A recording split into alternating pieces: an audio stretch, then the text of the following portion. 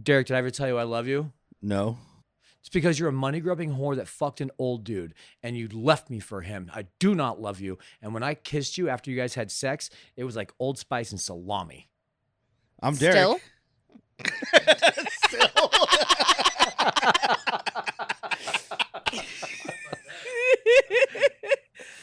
Still. And I'm his wife. Always. I'm Jack. Always. This is Bad Movies, Worst People. Worst people. Yeah, worst people.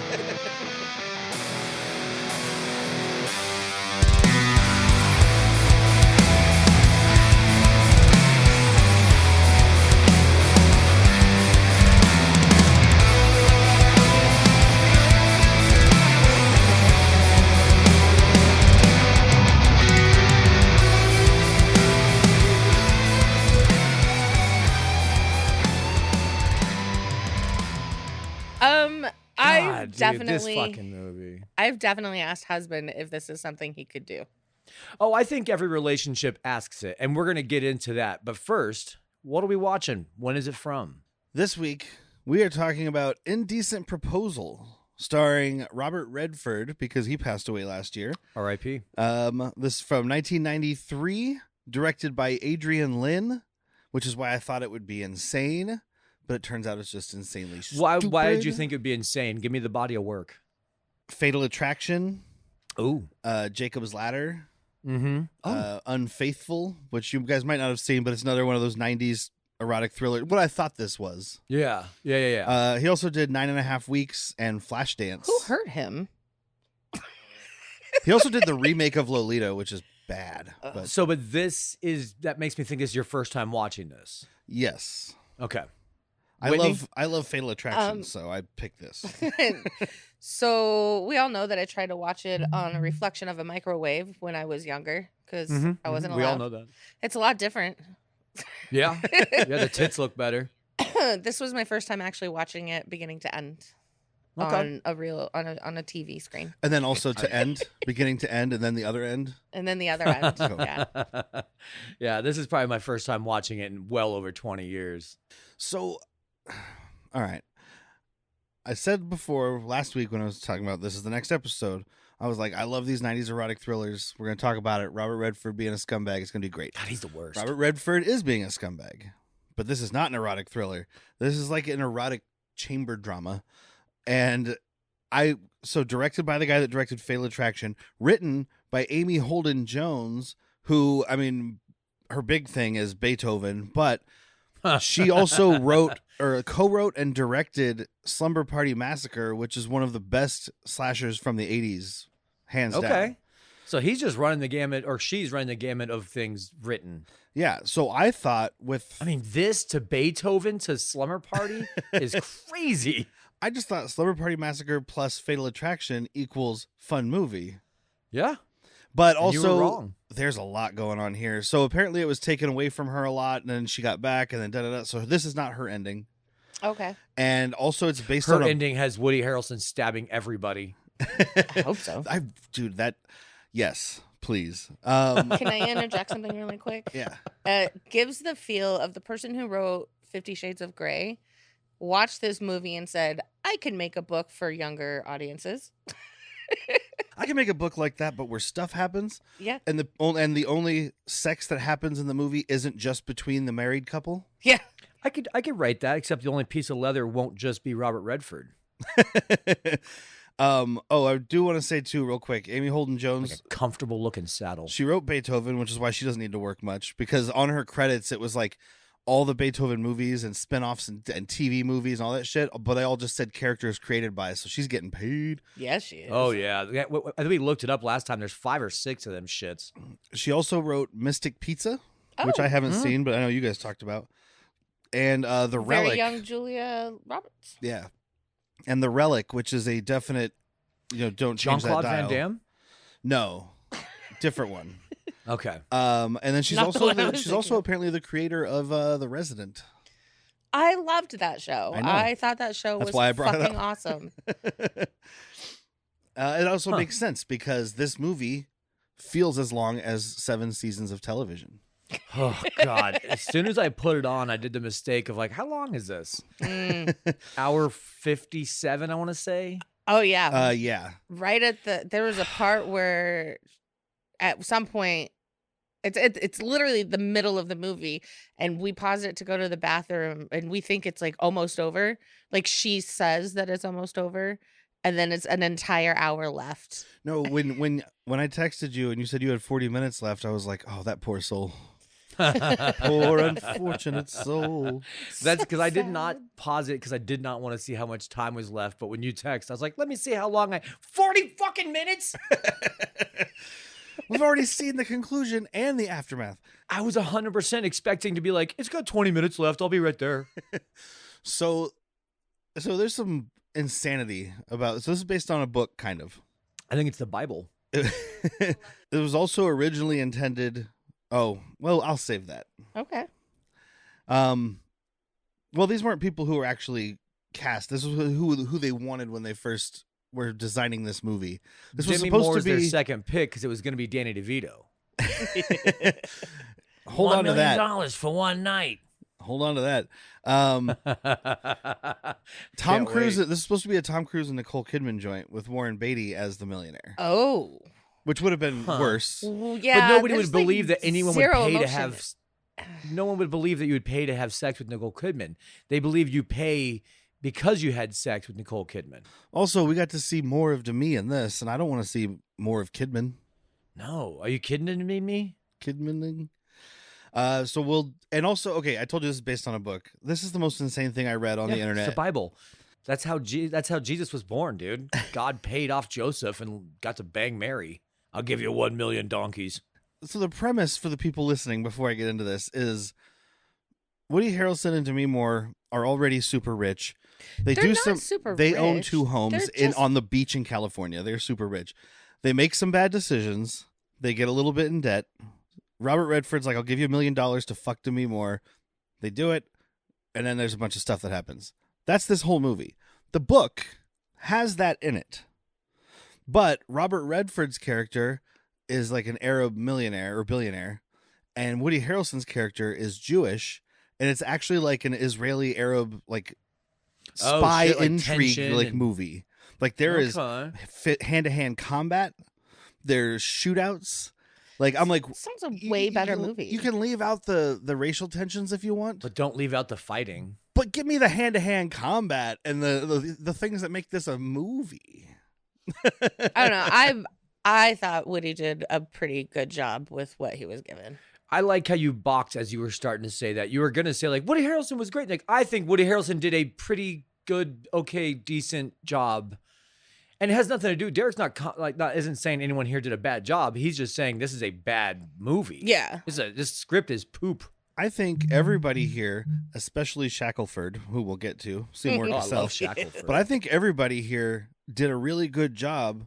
They were just given nothing to Correct. work Yeah. with. That's what I was saying. Given what they were given. Yeah. That's I mean, Billy Bob Thornton just tearing it Woo! up in this.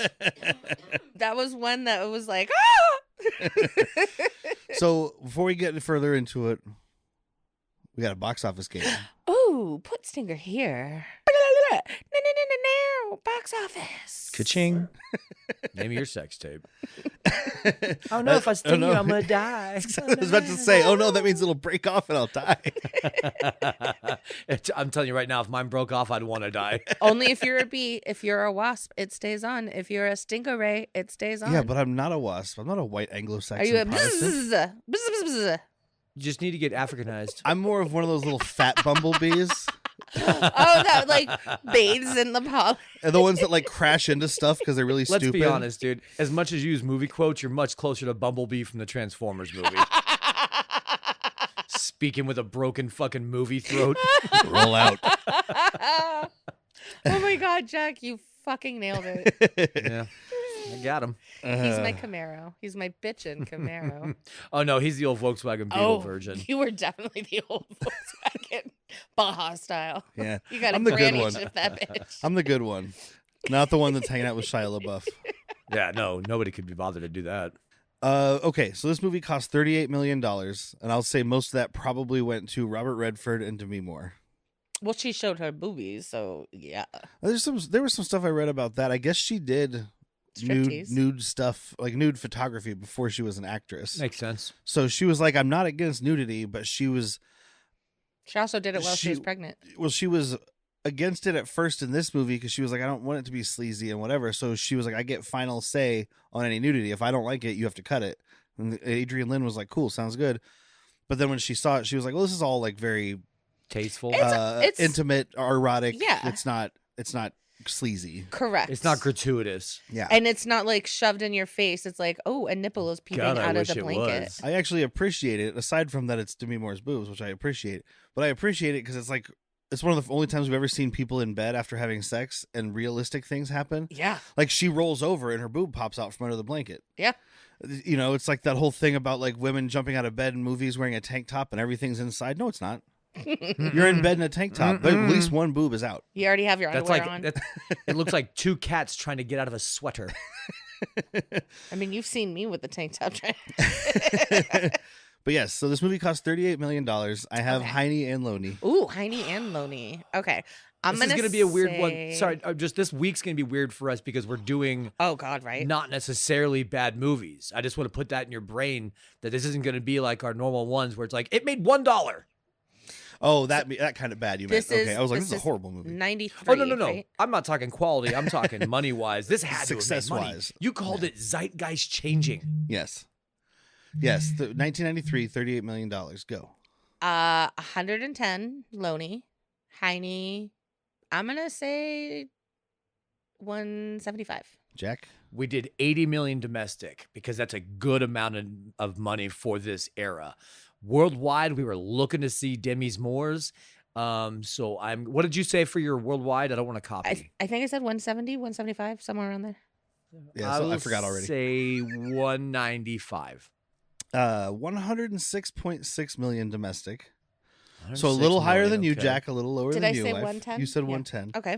Yeah. $266.6 million. There you go, Jack. I was on the 200. 266. I was on the Yes. line of saying 200, guys. Damn, we were because I mean, like, let's be honest. Woody Harrelson does not have at this point. Woody Harrelson did not have worldwide prowess. Correct, but Robert Redford probably did. Demi Oh, yeah. Moore definitely did.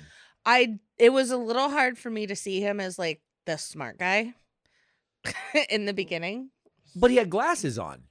and he had looked good. This is the But that's how you know he's smart. He had glasses in the 90s. He didn't wear glasses in the 90s unless you wanted to read, and only smart people read. Well, also, these two have the most erotic thriller jobs in the world. They have both of them. The He's an architect. Architecture and architect real and she's estate. a real estate agent. Yeah. Because that's how you explained in the 90s, like, okay, these are just rich people doing rich people things. Don't worry about it. How do Like, we this is explain how them they not afford going all to their this. 9 to 5? Exactly. Oh. So the reason I say zeitgeist changing, this movie only made 18.3 million opening weekend, Oh. which means it went up after that, Yeah. week to week, which means it was word of mouth, which all comes down to the only interesting part of this movie, which they don't really talk about, which is, would you do it? Yeah. So people are at work at the water cooler. They see the trailer. I remember the trailer for this movie. I probably didn't see it when it was coming in theaters, whatever, because it was 1993. If someone offered you $1 million Yeah. to sleep with your wife? Exactly. I saw it on First, I'd go VHS find a and wife. stuff. But like, it's that whole thing of like, well, would you do it? Would you do it? Could you handle it? Da da da. And that got people talking. So then they went and saw the movie. It became a fucking juggernaut. Okay. Yeah. Like a juggernaut. I mean, 18 million to 106 domestically. Like, Yeah. Yeah, because I mean, we're seeing now, and I know it's a very different time, but we're seeing now your opening weekend is probably going to be your biggest with sharp declines. We'll use Mando and Grogu in theaters right now. Like, it had a 65% decrease after its first weekend, I want to say. yeah, it only I don't made like think that's 25 just- million this second week. I don't think that's just Mando and Grogu. That's also like the Marvel movies and whatever big franchise we're pushing now. People go see it once in theaters, and that's it. What just doubled later or some shit? What movie was it? Oh, well, I mean, the stuff that just came out. Yeah. Obsession has made like It was like a 10% 100 and increase. something million dollars. Oh, that went up in its third week. Yeah. Yeah. Like Obsession went up in its third More week. word of mouth, huh? Yeah. And it only cost like 750 grand. Yeah, that's dope. In third week, it made 18.1. I don't know what it made every other week. See, but this is that's- what we need from cinema right now. Yeah. Less of these big, I mean, 150 million is not even a big budget anymore, but it's huge compared to 750,000. Well, and even that other one that just came out, Backrooms, I think the budget's higher because one, it's A24. Mm-hmm. Two, Yeah. it has real actors in it. It has Chiwetel Ejiofor and Renee Renata, I think her name is, who just got at least nominated for Best Actress this past year, and she's been in a bunch of big stuff. So they probably got money, but that only cost $10 million, and it made $81 million. It's an opening week. 10 million still a fucking dirt budget. It's $28 million less than this movie Yeah. from 23 years ago. Yeah, whatever. something no like more that. than that. 33 years ago. Jesus. But yeah, so we'll start at the beginning, which is at the end. Yep. You know you're being a clever movie when you do it that way. And you know you're in trouble because the movie starts with dueling narrations. She left me. I can't believe I lost the love of my life. Yeah. I would have looked for her. So we've got You Woody guys ever Harrelson. lost and found? What are you looking for? Love of my life. We've got Woody Harrelson playing Left David it right there. and Demi Moore playing Diana. D&D, baby. Double And D. You better believe I've got alternate actors. Woo! Danny DeVito. Because that's his initials. They wrote the whole movie around Danny DeVito. That's why the heart has 2 D's in it. Yeah. It was supposed to be him with a female version of himself. It's For $1 not million, David Diane. His wife. I'll go fuck myself for $1 million. It's just him in a wig. Yeah. No, Perlman would have played his counterpart. That's not what I want, though. Ron Perlman? I want him in a wig. Rhea? Rhea. Perlman. Thank you. His Ron his Perlman. wife. I am now imagining Ron Perlman and Danny DeVito having their first kiss. Ron Perlman And would be man. the billionaire. Ron Perlman is having to get real low to kiss his husband, Danny DeVito.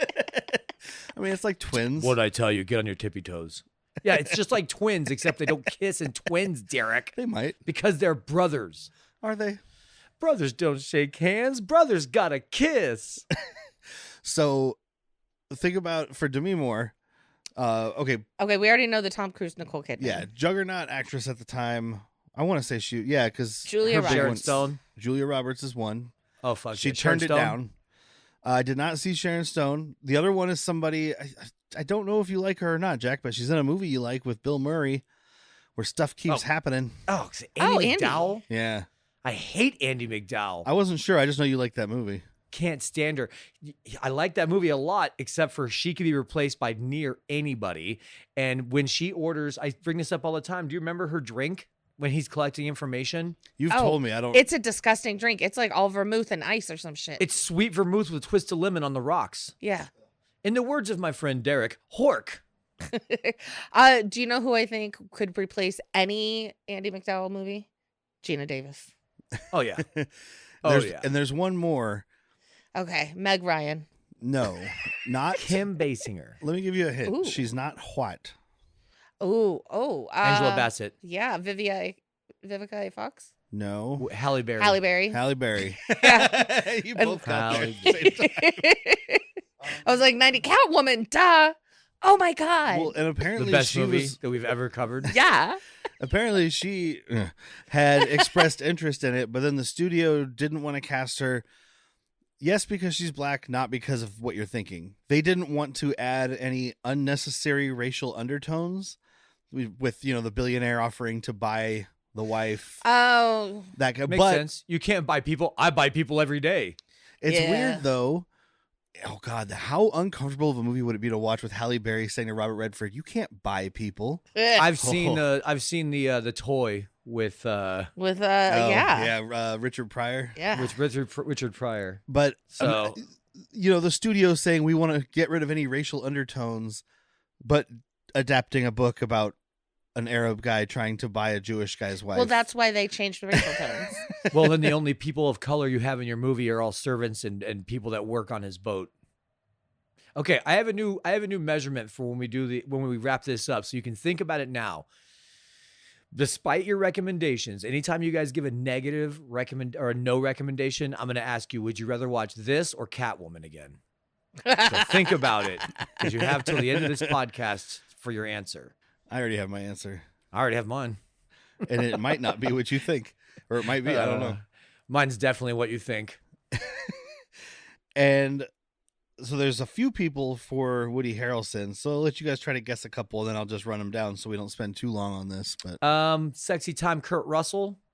no, not Kurt Russell. Richard Okay. Gere. No, Oh, Ooh, to play Woody Harrelson's to character. play Woody Harrelson's character. Rick Moranis. No, but that would be great. Yeah, it would be. Steve Martin. No, not more. Well, I was gonna say not more comedy actors, but kind of. Klein. Is it Kevin Klein? No, so I got a couple All right, go people ahead. who turned it down. I'm out of John dudes. John Cusack and Charlie Sheen apparently both turned it down. Okay. I could see Cusack, not Shane. Sheen was No. like nobody cucks me. Right? Hashtag Although the scenes when Woody's like at the depths of his sadness, like wandering around the casino aimlessly, that I believe Sheen. well, he was already doing that, so that's why he was like, I can't. That's do why this he turned movie. it down. He's like, I'm already in Vegas doing another movie. It's called Cocaine. If I film myself doing cocaine, is that a movie? And apparently, they also considered Billy Baldwin. Oh, thank God. Yeah, you did good there. And then the big one, I guess, and this is kind of interesting. So there was Johnny Depp, but Huh. Woody Harrelson left Benny and June. They traded? Like, so basically, Woody Harrelson left Benny and June to do this movie, but he had already signed a contract. So MGM sued him, and Paramount had to pay like $50,000 or $500,000 for him breaking the contract. But then Johnny Depp ended up starring in Benny and June. Yeah. A better cast, I think. Yeah. Yeah. I think they did great on that. Yeah, I 'Cause think it's a trade up for at least for Benny and June. Well, I mean, but like we said, Woody's not bad in this. It's just the script. Yeah, exactly. I mean, Johnny Depp wouldn't have anything to do either. He was great at this time, especially, but they just No, you got nothing Benny to and do. June. So we've got the narration about how I lost my wife, and then her battling narration of like, I thought we were invincible and we could never be broken apart. If you love something, let it go. Someone said that once. I think it was Sting. Dude, can we talk about the wigs on Yes, Woody please. Harrelson throughout this movie? The only time his wig is worse is at the end of one of those Venom movies. And then at the beginning of the other Venom movie, they made the wig worse. Don't put Woody Harrelson in wigs, dude. The wig he's wearing in this high school flashback might be the wig from Venom. We need a wig. Actually, I know of one. When they first cut to this flashback of them in high school, and like they got these Demi Moore braces on. Her braces. What was that? It's so special. It's What was like the Friends episode with the? Was it? when they go back to high school, it's about prom and shit, and Monica's Yeah. fat. Oh, no, that's not Oh yeah, what I'm Monica's thinking of. so fat. I'm thinking of.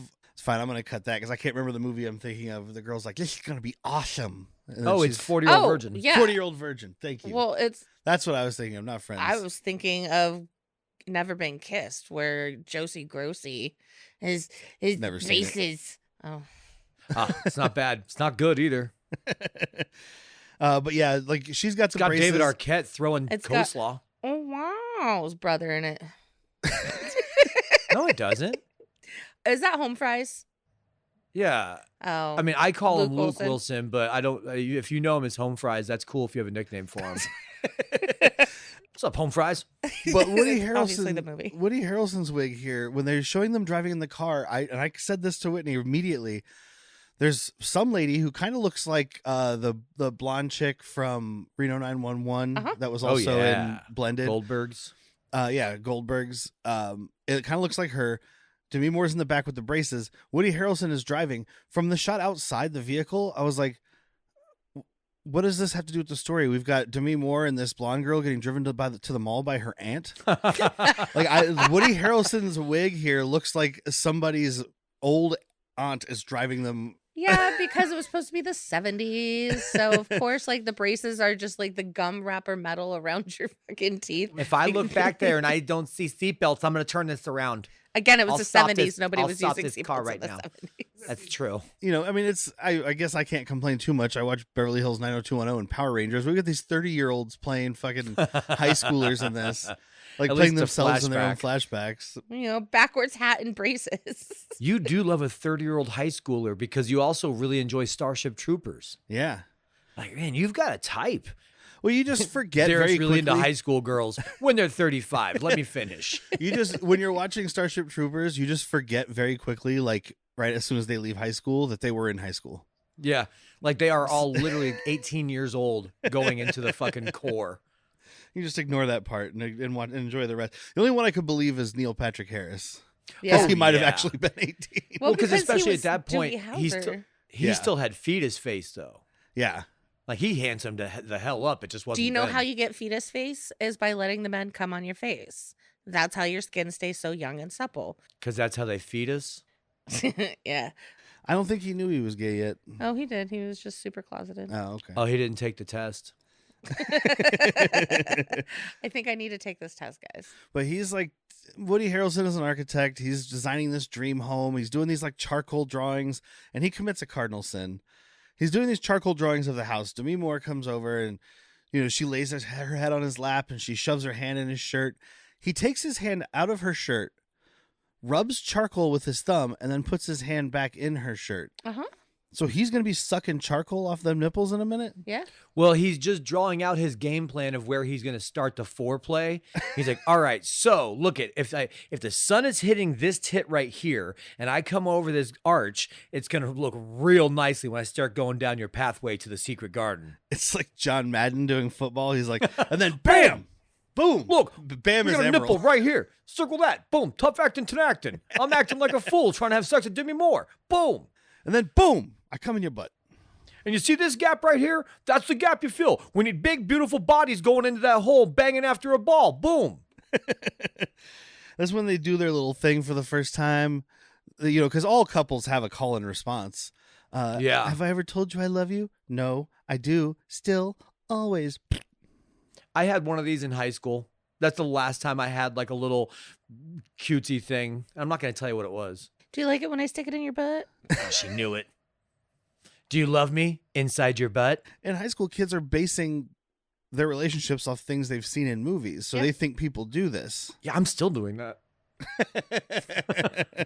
Well, those are different Every movies, night I Jack. go to bed. It doesn't count when it's a pornography film.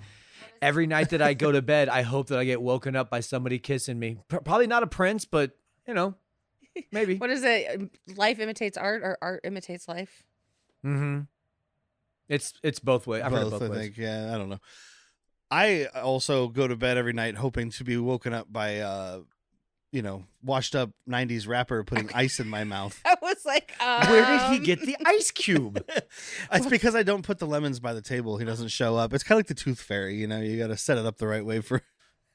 Fucking ice cube or vanilla ice sneaks into your room, but only if you bait him with bowls of lemons. Oh, Jack- sick. I am going to wake him up with an ice cube in his mouth and record it, and we'll see what his reaction No, that's is. good. It's good that you record it so they have video evidence of you murdering your husband. He's gonna be just let it, and then you have to wait for it to melt. But because he keeps it so cold, it never melts. Never melts. And he just slowly gets hydrated. My while he hands dies. are really hot. Where did the ice cube come from? I'll keep my hands under my armpits, like in my armpits or under my boobs. Get them Very really hot. Mary Catherine Gallagher. Yeah, and get them really hot, and then take the ice cube and just like drip it in your mouth. God, I know we're tangenting, but we should do a fucking SNL month because you got like that movie, Night at the Roxbury, Oh. Ladies Man, Oh. Patreon be Wayne's World. You got it's Pat. It's Oh my Pat. Oh my God. God, I forgot that existed till right now. It's Love Pat. No, it's There's a Pat. month. It's Pat goes in our danger month. Yeah, Danger, the Will minefield. Robinson. We also have this, she's still narrating. She's talking about how he pisses her off sometimes. It looks like it's gonna be this big blow up Oh argument. yeah. I mean, who puts muddy shoes? Who put your shoes on the fucking table? Excuse I'm with you. her. I'm with her. Like, okay, I do. You guys know I undress in my house and leave my Yeah. clothes everywhere. You come over, there's always pants or something hanging around, And that's fine. and it's fine. I would stop doing it if my wife nagged me about it, but also I would never put muddy cleats on a fucking table, you animal. No, and Disgusting human. Here's how she gets back, dude. Just start slapping used tampons against the wall. He's still putting his goddamn shoes on the table later. Like, get your Yeah. shoes off the fucking table. It's He just does. with shoes off the table is not something you should have to say to somebody. But like I do like that because he's sitting here making this peanut butter banana honey toast thing. Yeah. Oh, I thought he was drizzling pickle juice on it. It's like, what is he making? He's sitting there. I just love this is a good Woody Harrelson because she's screaming at him about his clothes and his shoes and all this shit, and he's just got this fucking shit-eating look on his face while he's got this toast almost in his mouth, and he's just like, I'm gonna continue to bite this, and she goes fucking ham on him and starts chasing him around. Yeah. But then of course it turns into sexy time. After she hits him. Oh, Well, yeah. yeah. She hits him so fucking hard too. Isn't that how sexy time starts? Not unless you're Catholic, buddy. I'm not Catholic. No, but I am. Which means you have to be. Don't you remember converting? No. Did I black you out for that one? But yeah, they The have Catholic sex. Church does accepted blackout drunks when they're converting people. They're fine with it. They have sex. We see her boobs. But his underwear end up on the stove. Yep. And I was like, well, here goes this house. This is how they get destitute. They're going to burn down their house fucking because his underwear caught on fire. I like her dirty talk. She's like, your pants are on fire. He's like, you have no idea. I have herpes everywhere. Everything's on fire. I'm having a flare up right now. I'm having a deep chlamydia attack. So yeah, they buy this land. They're building their dream home. Oh, can we also talk about, I skipped it, sorry, what they do for fun? Oh, they go because their money's a little tight because, we bought $2 million homes. So money's a little tight. So we go look at architecture and he explains it to me. Car washes, buildings, prisons. You see, this Bank of America used to actually be a prison and it was remodeled. No, don't just look with your eyes. Look with your Yeah. mouth. I'm going to have to disagree with you guys. The way he's describing shit later on is fucking inspiring. Look, this was a Baptist church, but now it's a Sonic drive-in. And when you're in love with somebody, they can talk about stupid shit and you're still like, you're so I know. smart. What do you guys think? Because we don't hear what they're saying. It's all narration. What people Do you- don't understand is this porno I theater could is fuck built you really on this well. edge. These glory holes are older than the rest of the city. Look, you can tell they're not just cut into particle board. These were designed. This is neo-Gothic glory holes. Okay, boom, look at the roof. I'm gonna circle the roof right here. You got the lines going this way, going across, another boom, chimney. Go down the chimney, Santa Claus, boom. You can't hear them, though. Do you think he's just giving her the speech he gives his students later? Probably. He's just like, well, a brick wants to be a person or whatever. Brick wants A to be brick more than wants just to a be brick. more. He's got one speech. It's a good one, but he's only got the one speech. But in the middle of building their dream home, which looks like garbage, by the way, what's this fucking pillar on top? Is it where you put Zordon? Anyway, It's an entire 2-story wall of windows. It's where you put your daughter when she misbehaves. no, there's a 2-story wall of windows, but there is a circular tube coming out of the top of the house. Is that It's where you they're keep gonna store Zordon? corn. It's the water tower, of course. You see them gardening. They're getting tomatoes. Next step is corn. Everyone knows that. Yeah. Are you ready for corn? I would love to see Demi Moore do the music video for Twist. Candy just gave me the weirdest fucking look right now. It's just her face. But while they're building the house, a recession hits, so she can't sell any houses. He gets fired from his job, so they go to their friend and lawyer, Oliver Platt, Woo! Hello. Love me some Ollie friend. Platts. Yeah. who I just saw in a movie recently that we'll have to talk about one day. It's called Married to the Mob. Have you seen that one? Yeah. Oh yeah. Yeah, that was fun. I But watched it that was with my parents. we watched it with me too, or most of it. I usually fall asleep when Mostly. you're watching stuff. But that was fun. I'd never seen it before. It was fun, but it's an episode. We'll see him in. I'm gonna make you guys do Lake Placid. We always talk about it. Yeah, we'll get there. Brendan Gleeson and some Jodie Foster lookalike. Oh, it's her niece or some shit. And then we can do Lake Placid 2, Electric Boogaloo. Oh, they made a sequel. Dude, there's like 3 or 4 of them. Wow. There's Crazy. 4. There's your month.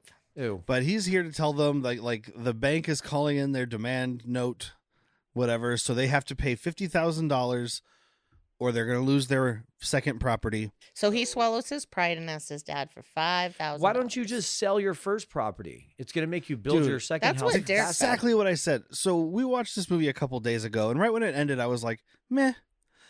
The longer I've been sitting on this movie, the more I'm angry at this movie. I'm like, just do anything. Fucking sell your house. Now you've got the money to pay off your debt, and you can finish your other house. Right, Or but Start it's prostituting. Oh wait, you did. They couldn't sell their house for what it was worth. That was the whole point. They're going to sell it for more than $50,000. It's a fucking nice looking house in the coastal California area. Well, and especially if she this land that they're building on, she talks it up. She's like, this is such a fucking investment, and like no one knows about it. That's the only reason they got it for the price they did. So I mean, you either sell the house that you're in and then build your house quicker, or you just sell that fucking land that you were going to invest in. You're like, you might take a loss, you might break even, but you're going to be fine. Yeah. You've got love, dude. You go and borrow money from your dad, sell the house you're living in, ask your dad if you can crash in his pool house for like a couple of months while you finish your house, or like Jack said, sell your empty lot. Because this is not a house. A house this is not. They built a fort that some kid could build in his backyard is how far they got. It even has a witch's tower. Some sort of apothecary unit. Like, I understand it's your dream home and it's your whatever. It's a recession. Sell the second house or the land, which is apparently worth at least like $1 million or whatever we find out later in this movie. Sell that land. Worth $2 million according to some people. And then when the recession's over, start over and build your house. You're like fucking presumably supposed to be like 25, 30-ish in this movie. Yeah, you've got time to start over. And you're not, it's not like you're starting over like, oh, we had to sell our house and now we live in a roach motel. You're starting over like, oh, we had to sell our second house so we can only live in our first house. I'm starting over my dream home, not this very fine serviceable home I've been in. Also, I don't know a lot about architecture. I am not an architect. Do you build houses on spec to advertise yourself? Because that's really all he's doing. He's building his dream home, but her whole thing is like, well, when you build it, then you can be like, this is a David Murphy home, and people will see it, and they'll be like, oh, wow, I'm going to hire you. You don't build shit on spec. You draw pictures on blue paper. Somebody else builds it. They pay you for the pictures on the blue paper. Yeah. Yeah, but he's saving money. They go on walking days to look at old McDonald's, for Christ's sake.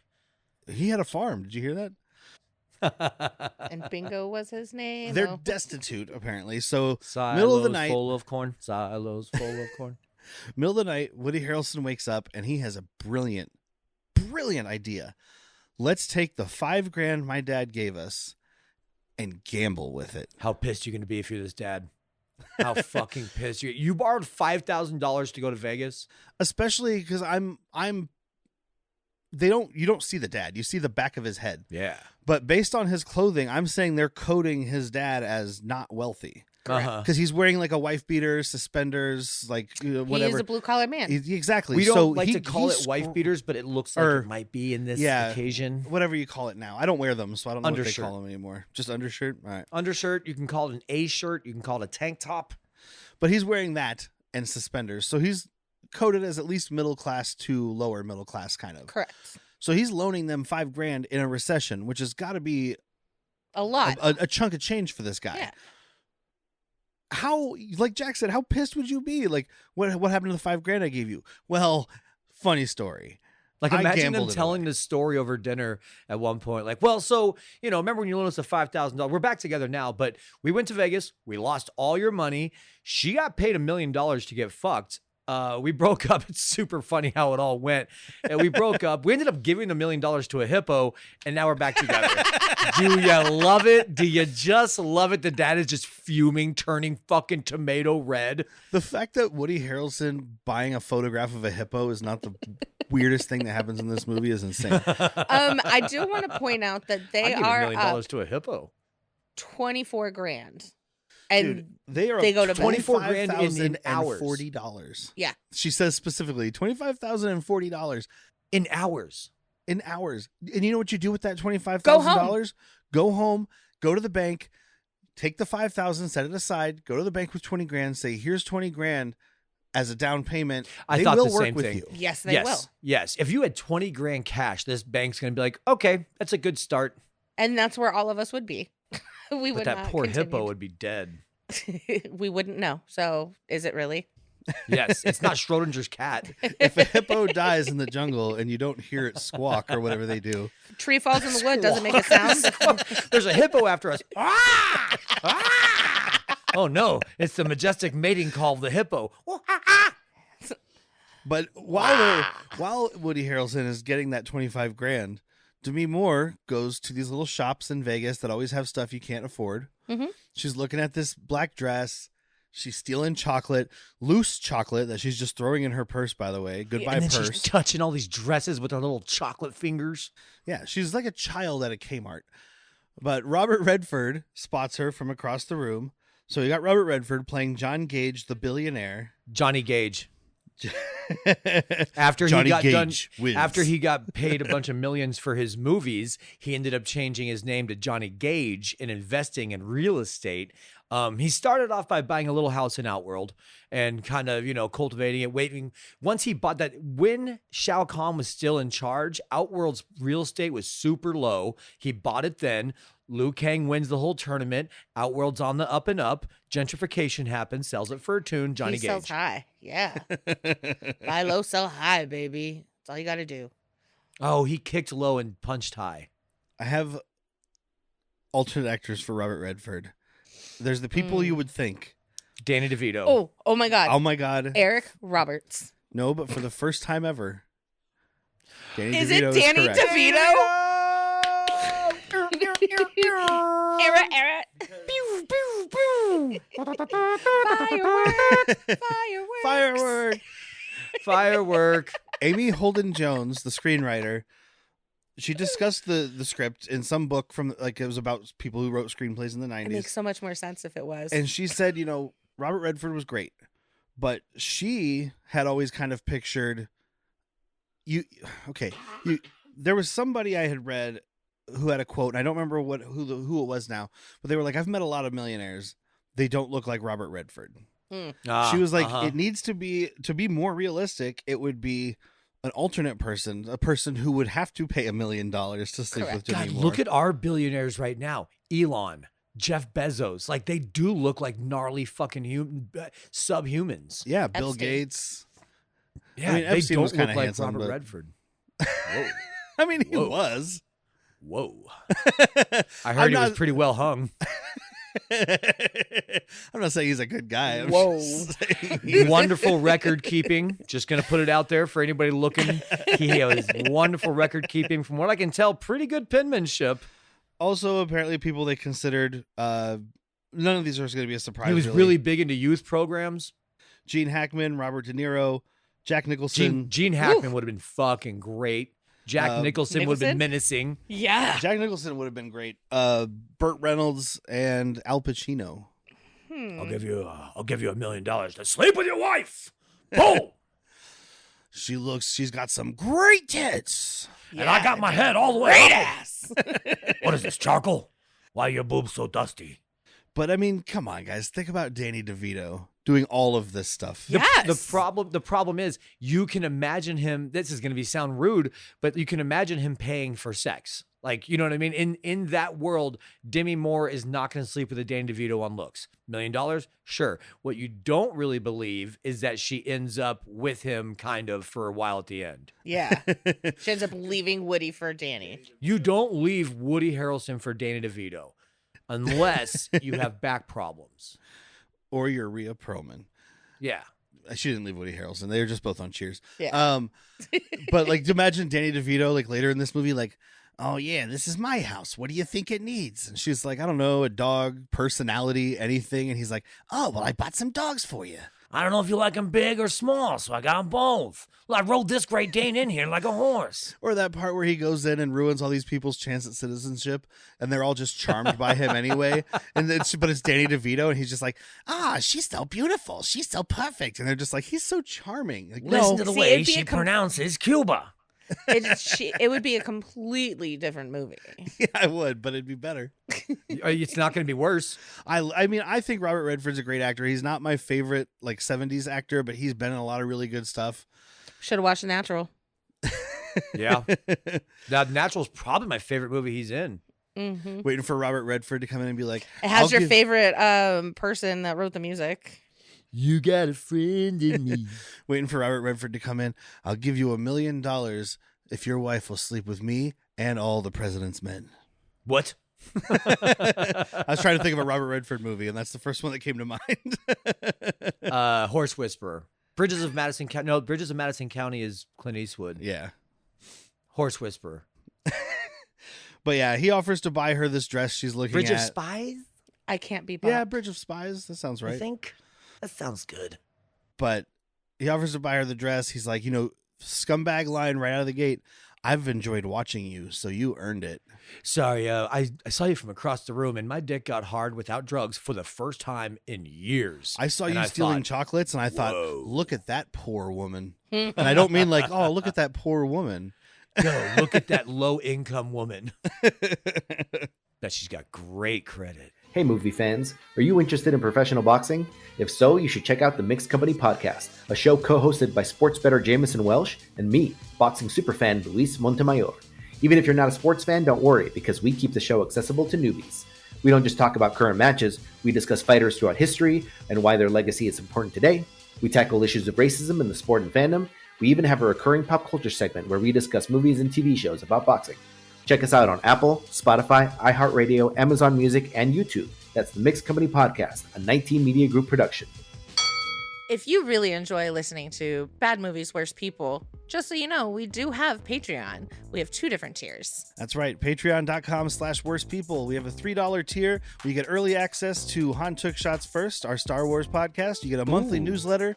You get archived episodes that are no longer available on the main feed. Plus, you get our monthly mental health episode. Which we need. And we do.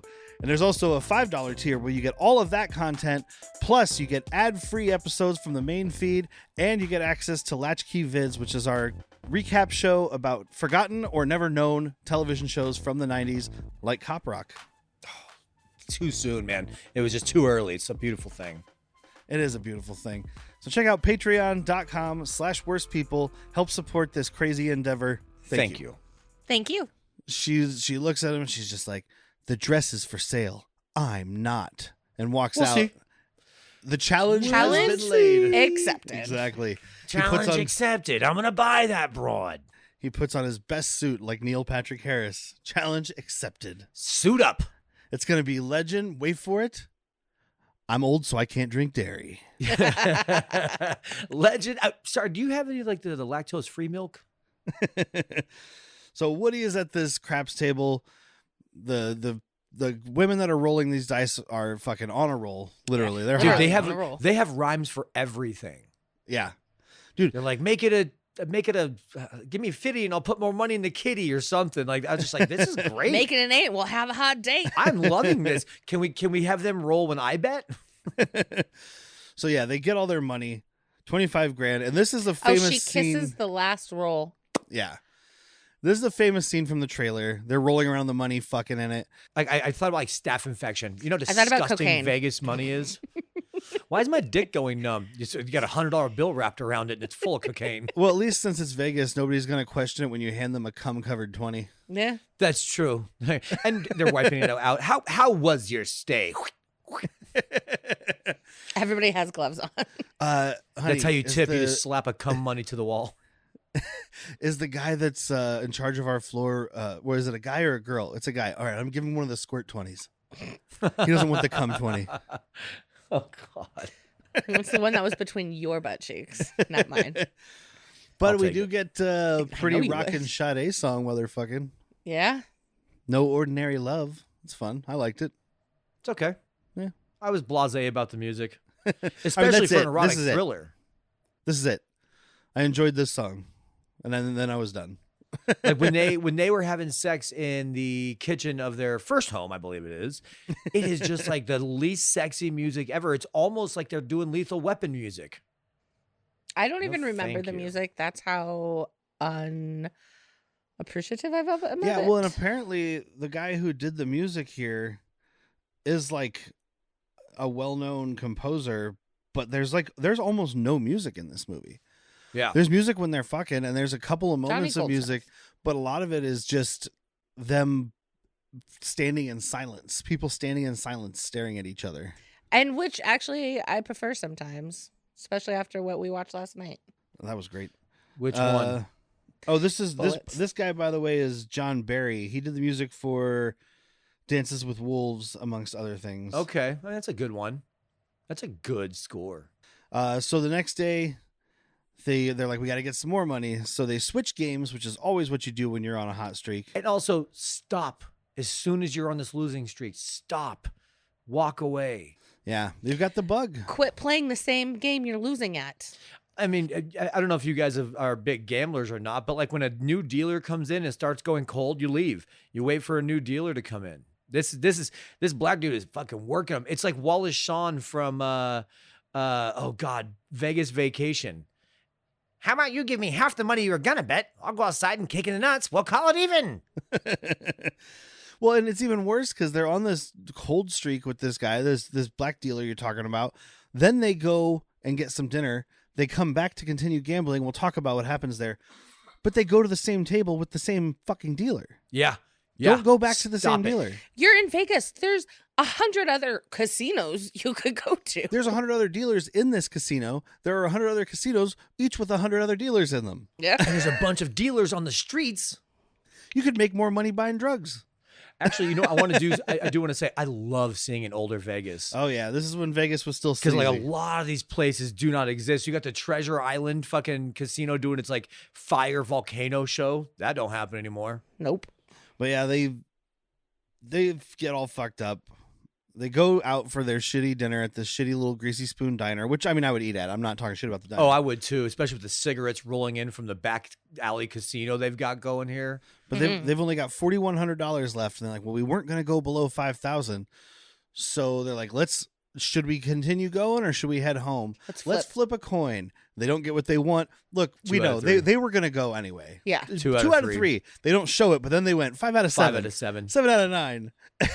Until they got the 55 answer they out of wanted. 1,000. I If don't we think just get it to land once on the one that we're looking for. Triple or nothing. So they go in, Not at all. put it all on red, and then he's like, no. No, they don't. Switch it to black. Yes, they do. No, they don't. Yes, they do. And like Whitney Always said, trust your gut. Always bet on black, baby. Wesley Snipes taught us at least that. Yeah. so it does land on black. They're I destitute. would have appreciated if they would have done 00. Like, you were fucked either way.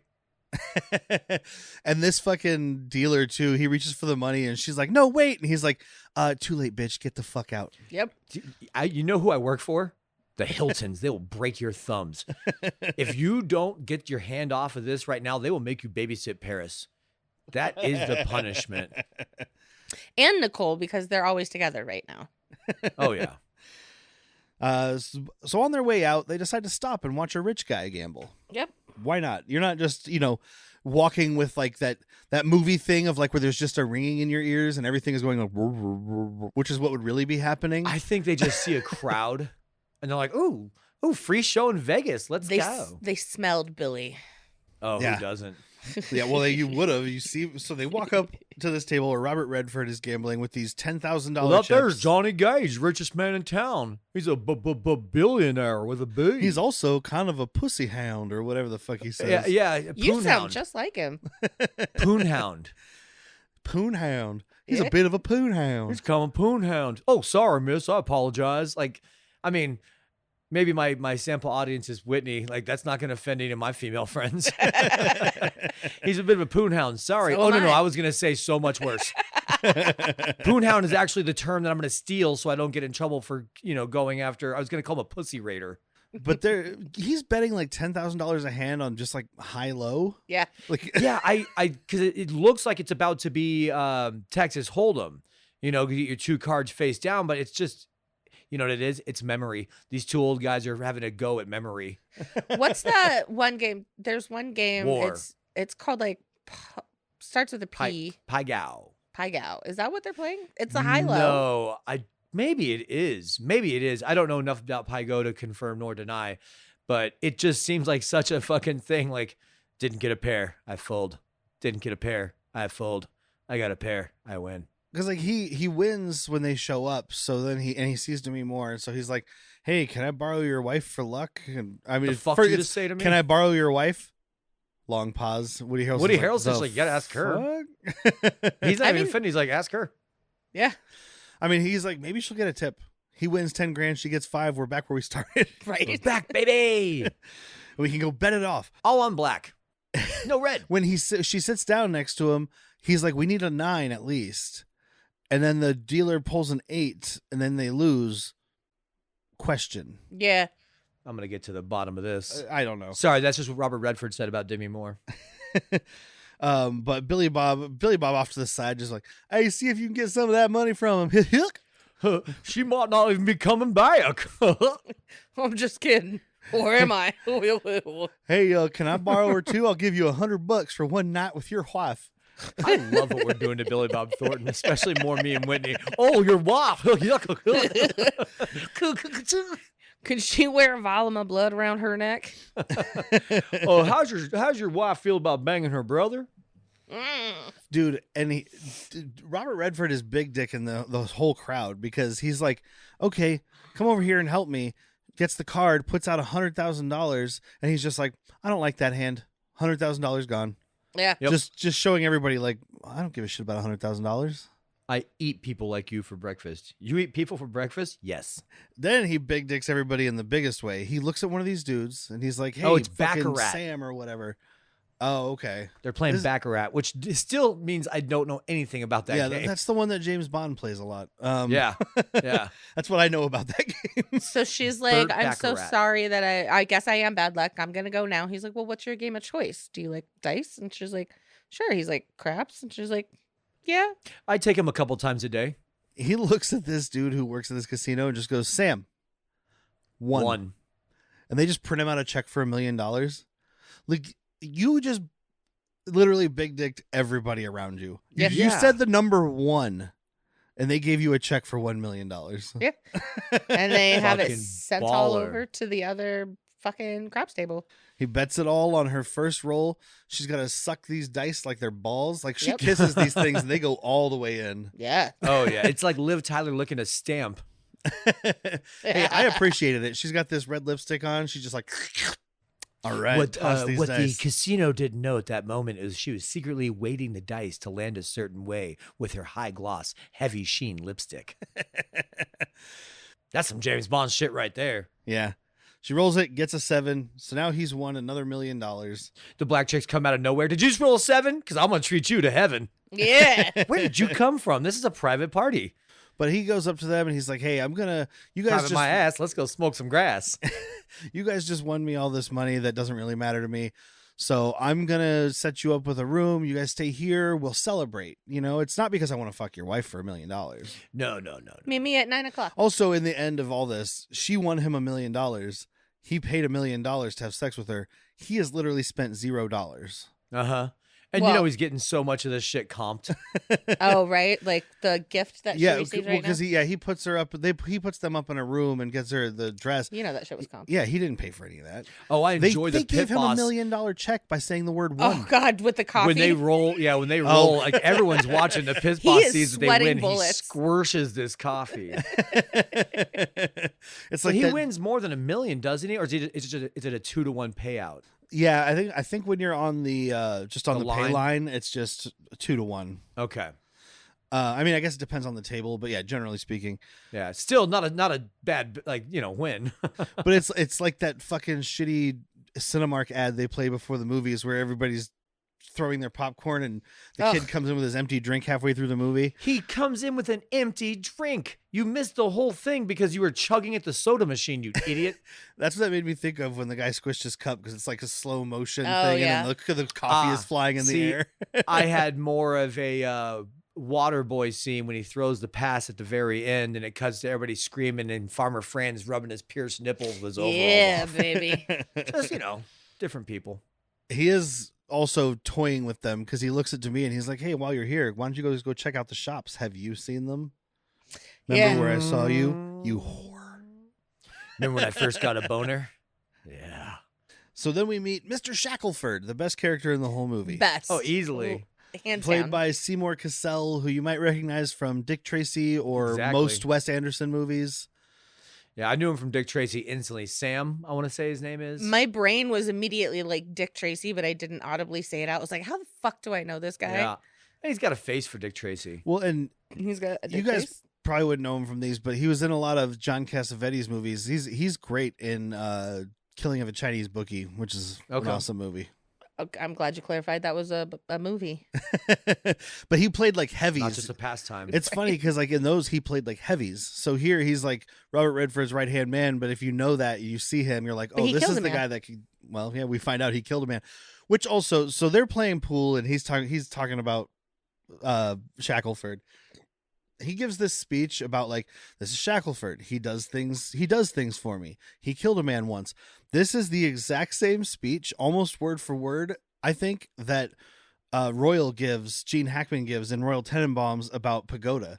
Except for it doesn't end with he killed a man in Peru or whatever it is in that movie where he's like, he's killed a man. He stabbed him in Peru. It's like, this is Pagoda. He does things for me. He killed a man. Like, yeah, I didn't realize that was so fucking similar. It made me laugh to myself. But yeah. Oh, we also just recently saw Seymour Cassell because he's in Convoy. Convoy. Now we were very drunk watching Convoy. I remember watching it. I don't. I sounded like accusatory. I remember watching it. Shut up. I can watch Convoy. Dude, but he sends up this dress and Woody Harrelson like, lucky for him, you like black, huh? She's like, right, yeah. How'd he know your size? But she's like, it's a $5,000 dress. He's like, how do you know that? I was in the shop. I saw it. I didn't see him, but I Remember saw those it. chocolates that you were eating? Out of I my think I butthole. got 'em. Remember dinner when we went to that diner and ate the chocolates out of my purse and got the 25-cent coffee?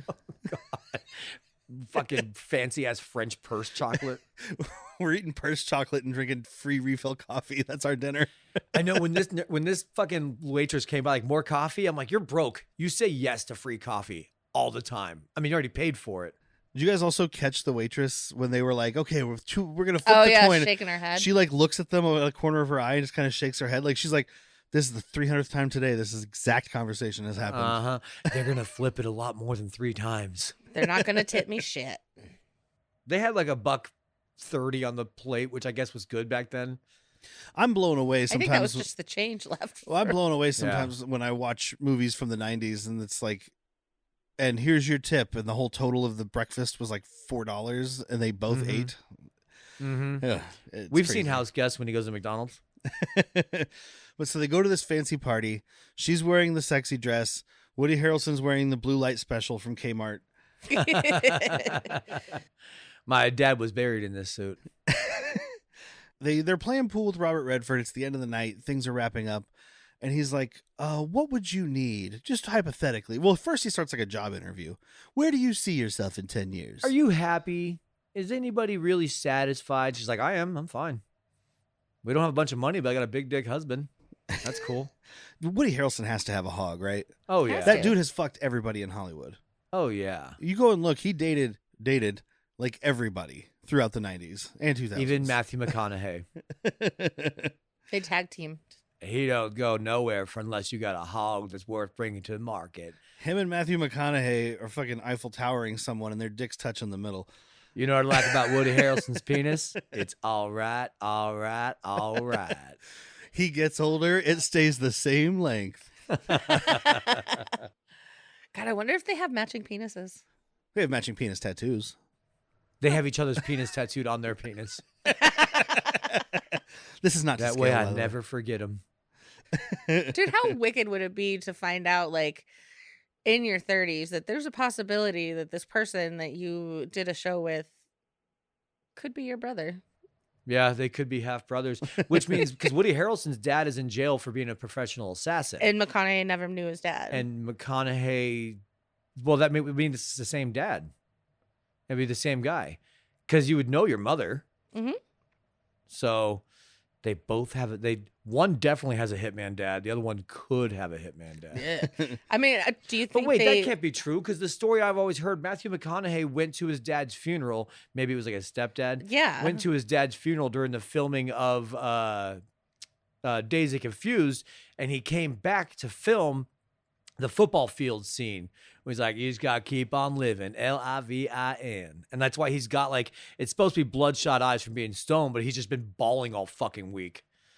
So maybe that wasn't his real dad, but that was always the stories. He went to his dad's funeral. Yeah. Okay. Yeah, it's the man who raised him. Let's get to the bottom of this. Like Robert Redford. Robert Redford's like, to me, he's like, there's limits to what money can buy. You can't buy people and you can't buy love. And he's like, watch me, bitch. I buy people every day. Oh, shouldn't have said that out loud. The way this starts, he does literally say that. I buy people every day. She's like, not in business. He's like, yeah, that's not what I mean. Yeah. But he My starts business like is slave trading. almost hypothetical. He's like, all right, well, suppose I were to offer you $1 million for one night with your wife. What would you say? Long pause from Woody Harrelson. She says, hell no. Well, there's a pause. And then she's like, I'd say hell no. And he's like, yeah, no, I said hell no. I was thinking the same thing, baby. Hell no. Did I not say it before you? I must have been so smoking white rage hot mad that I didn't say it. I thought I did. I swear I said it. Can we check the tape? Hey, if we go back here, boom, look at him not saying it. This is the question I posed for you. Like, would you respond or would you look at me for an answer? He has already said it's up to her. Right? It's up to her. What's It's her vagina. I mean, okay, look, I agree. It is your vagina, and it is ultimately up to her. But as a cohabitant of this relationship, I would need to speak up and let you know I won't survive this. If that's the case. Yeah. Like it is your choice, but also this, depending what kind of mental stability you have, and like, everybody's got a different level of, I don't know, possession, whatever. So this would break some people's relationships so fucking hard. I mean, it does. Here's the thing. She said she's like, I'm going to ask you. And I was like, man, I'm not going to really fully answer this. But what I am going to say, if you did I would love this, $1 million. If you did do this, one, yes, $1 million is life-changing money. Yeah. You move. Yes, he's a billionaire and he can travel and he can find you. Oh, for you sure. move. You don't stay where he knows you live. Correct. And where he also lives, so that you can have this whole jealousy spiral. You go, great, we're going to go build our dream home on the east fucking coast. Oh, we're moving to New Zealand. We're going to go build our dream home in Melbourne, Australia. Dude, somebody in this movie's name on the opening titles was Mel Bourne. And I was just like, I think he pronounces it Melbourne. But like, and we would have a lawyer contract draw shit up. Like, you cannot contact afterwards. The contract is so fucking great. What is this if not fulfilled? If you don't consummate, if I don't perform, if I'm impotent. If I'm impotent. What's in this between John there, Garfield clause? Death. That's if you die. I'm also okay I mean, with honestly, look at her. and look at you. Look at you. Look at her. Wait. Can we even just go back to the phone call when he's talking to Oliver Platt about? Yeah, we didn't. Like, why did you do this without me? I could have gotten you $2 million. Which is a pretty funny line for Platt. I could have got you $2 million for Demi Moore. Are you fucking kidding me? Well, because the two guys that are pitching, they're pitching some movie script. They're like, we're looking for a lawyer who would step on their grandmother for us. And so here he is doing exactly what you just said. They get up to leave, and he's like, no. We can still do business. Like, no. We want you. What you just said is exactly what we need. Come over and step on my grandma. Did you catch our welcome back in the screenwriter group? Oh, yeah. Yeah. It's the, I always call him Lepidoptera from Biodome. Oh, he's also in Santa Claus with Muscles. Santa with Muscles, House Guest, and Super Mario Brothers. Oh, my God. Uh-huh. So this is his fourth? Yeah. Shit. I hope somebody out there is listening and is going to write all these actors for us for our I just hope somebody out there is listening. Awards. But I do want to talk real quick before they get to the contract, before they accept the deal, when they're laying in bed and her titties flopping around. Yeah. Because they have a very funny conversation, because it's like, it's serious. It's like, well, what do you think? You want me to do it? No. Do you want to do it? Da, da, da, da. But then she's like, I mean, we fucked people before we were together. If I fucked Bubba Azurio or whatever the fuck his name is, I could fuck anybody. You fucked Bubba? Well, you fucked that slut Sammy the Beagle or whatever. She was not a slut. Yes, I wish she was. Like, you get a moment of levity. Where she was. You get a moment of levity before their lives collapse around them. Also, what's like age, obviously, when you're older is nothing. They started dating when she was a freshman and he was a senior in high school. Yeah, it was the 80s or 70s. Well, that could be was 14, normal. 17. That was also normal then. Yeah. Yeah. It was normal until about today, right now. It's getting back to Last being week. normal, though. If you're a senior citizen, you can date a freshman in high school. I was going to say it was normal until about 2010, and then it became normal again in 2021. Yeah, but they're not talking about a senior. They're talking about a senior citizen. Yeah, if you're a senior citizen, you can date a high school girl. A freshman. Yeah. Or middle school. Oh, gross. We don't date them at that point. You just buy them and fly them You to your just you island. buy them and you groom them. Apparently. Groom them. Yeah. Yeah. So the deal is made. So Shackelford, I didn't write down his exact line, but he has this thing that's like, men of trust will now take leave of one another, or something Yeah, like that's that. really fucking close. Men of value or something maybe. But it's the fanciest way of saying Get the fuck out. Get the fuck out. Yeah. And then he takes her away, or she's like, "Do you want me to get naked here?" Or he's like, "No, let's go for a walk." And we've got like Let's go to Oliver- a walk to our helicopter. Yep. To take a helicopter to our boat. Oliver Platt takes Woody Harrelson for like a consolation dinner to like the Rainforest Cafe. Dude, That's what I this thought it was, too. tree is terrifying. Yeah, there's like a talking tree puppet and like the Buddha.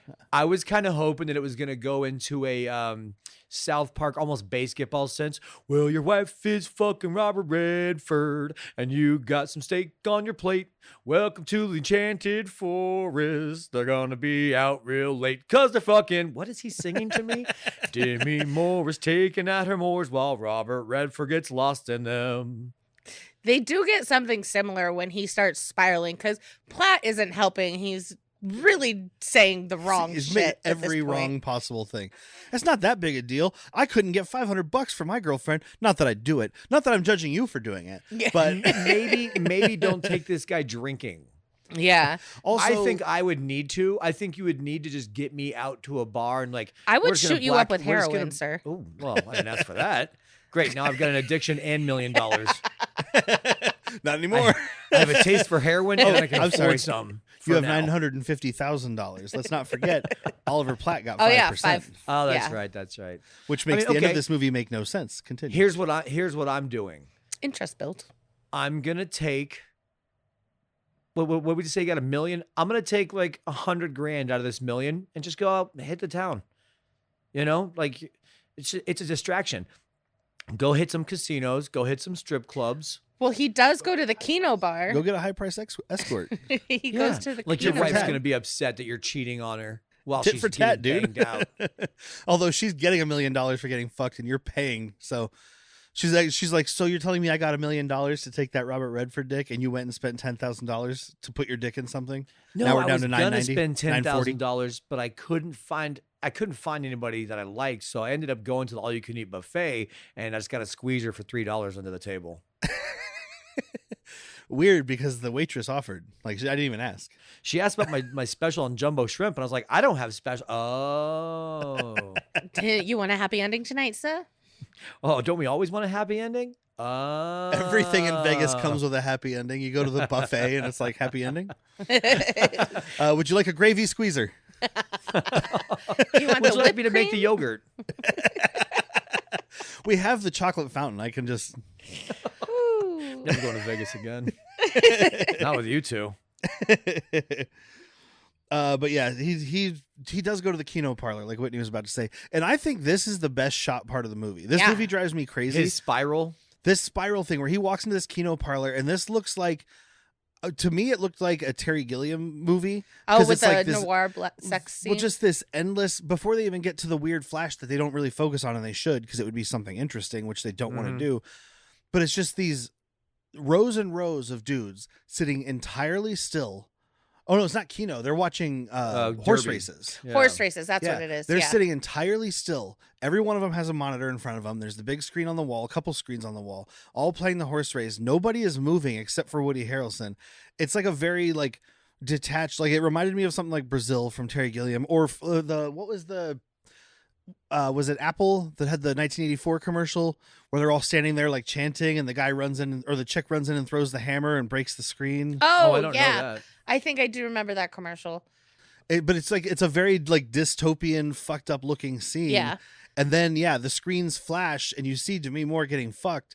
That would be something to focus on. And also apparently in the book, the Arab guy made a tape of him fucking the wife, and then played it for the husband. Oh damn! Oh, rude. Fucked up shit. Which I forgot. I saw that in the trivia, and I was like, I'll skip over that. But then this scene happened, and I was like, we've got to talk about it because there's a sex tape. Yeah, they're playing. People are gambling on sex tapes. That's a fun little nod to the book. I guess that's probably a nod. It's also like it's a directorial flair that could have been interesting, and I then think they it's just what that chick wrote. It's like it literally is like Demi Moore's face cut.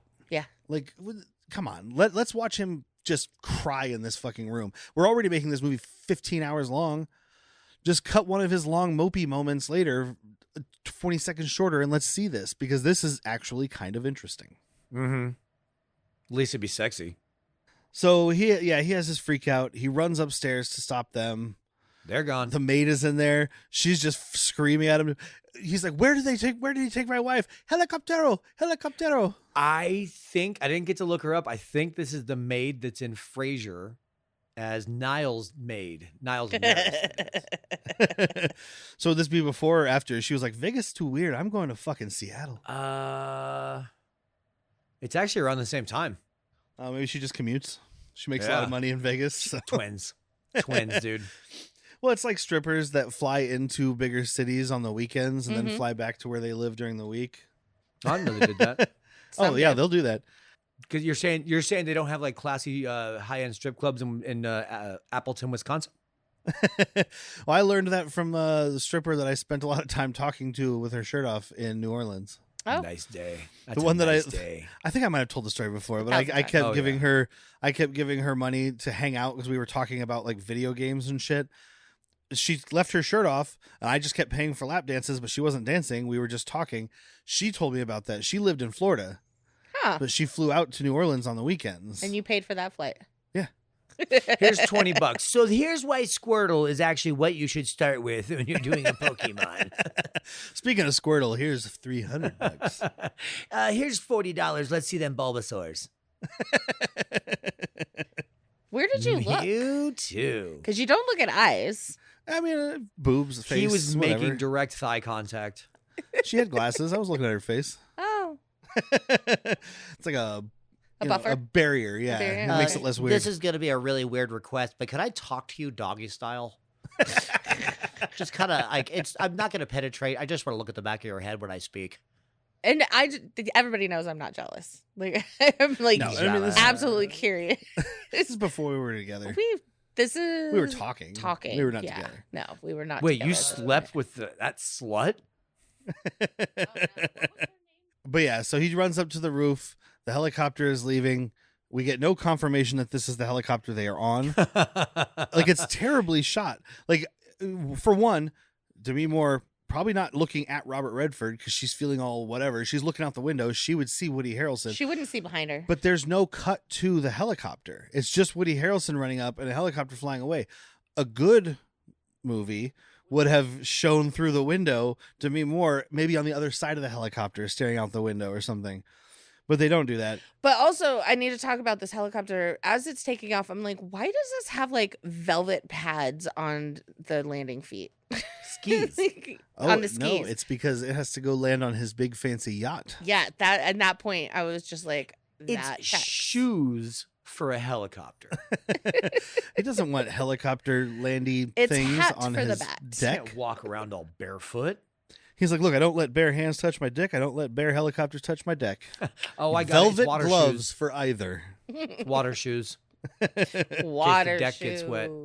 Trust me, that deck is gonna get wet. So it's date time. He puts her in this cultural appropriation dress, and because it's like a Japanese kimono. She is kind of wearing the thing. shit out of it. Oh, Yeah. she looks amazing. I don't Same know with if I that would black call it dress earlier. appropriation. Oh I my will be correct me if I'm wrong, and I would be happy to say I'm wrong.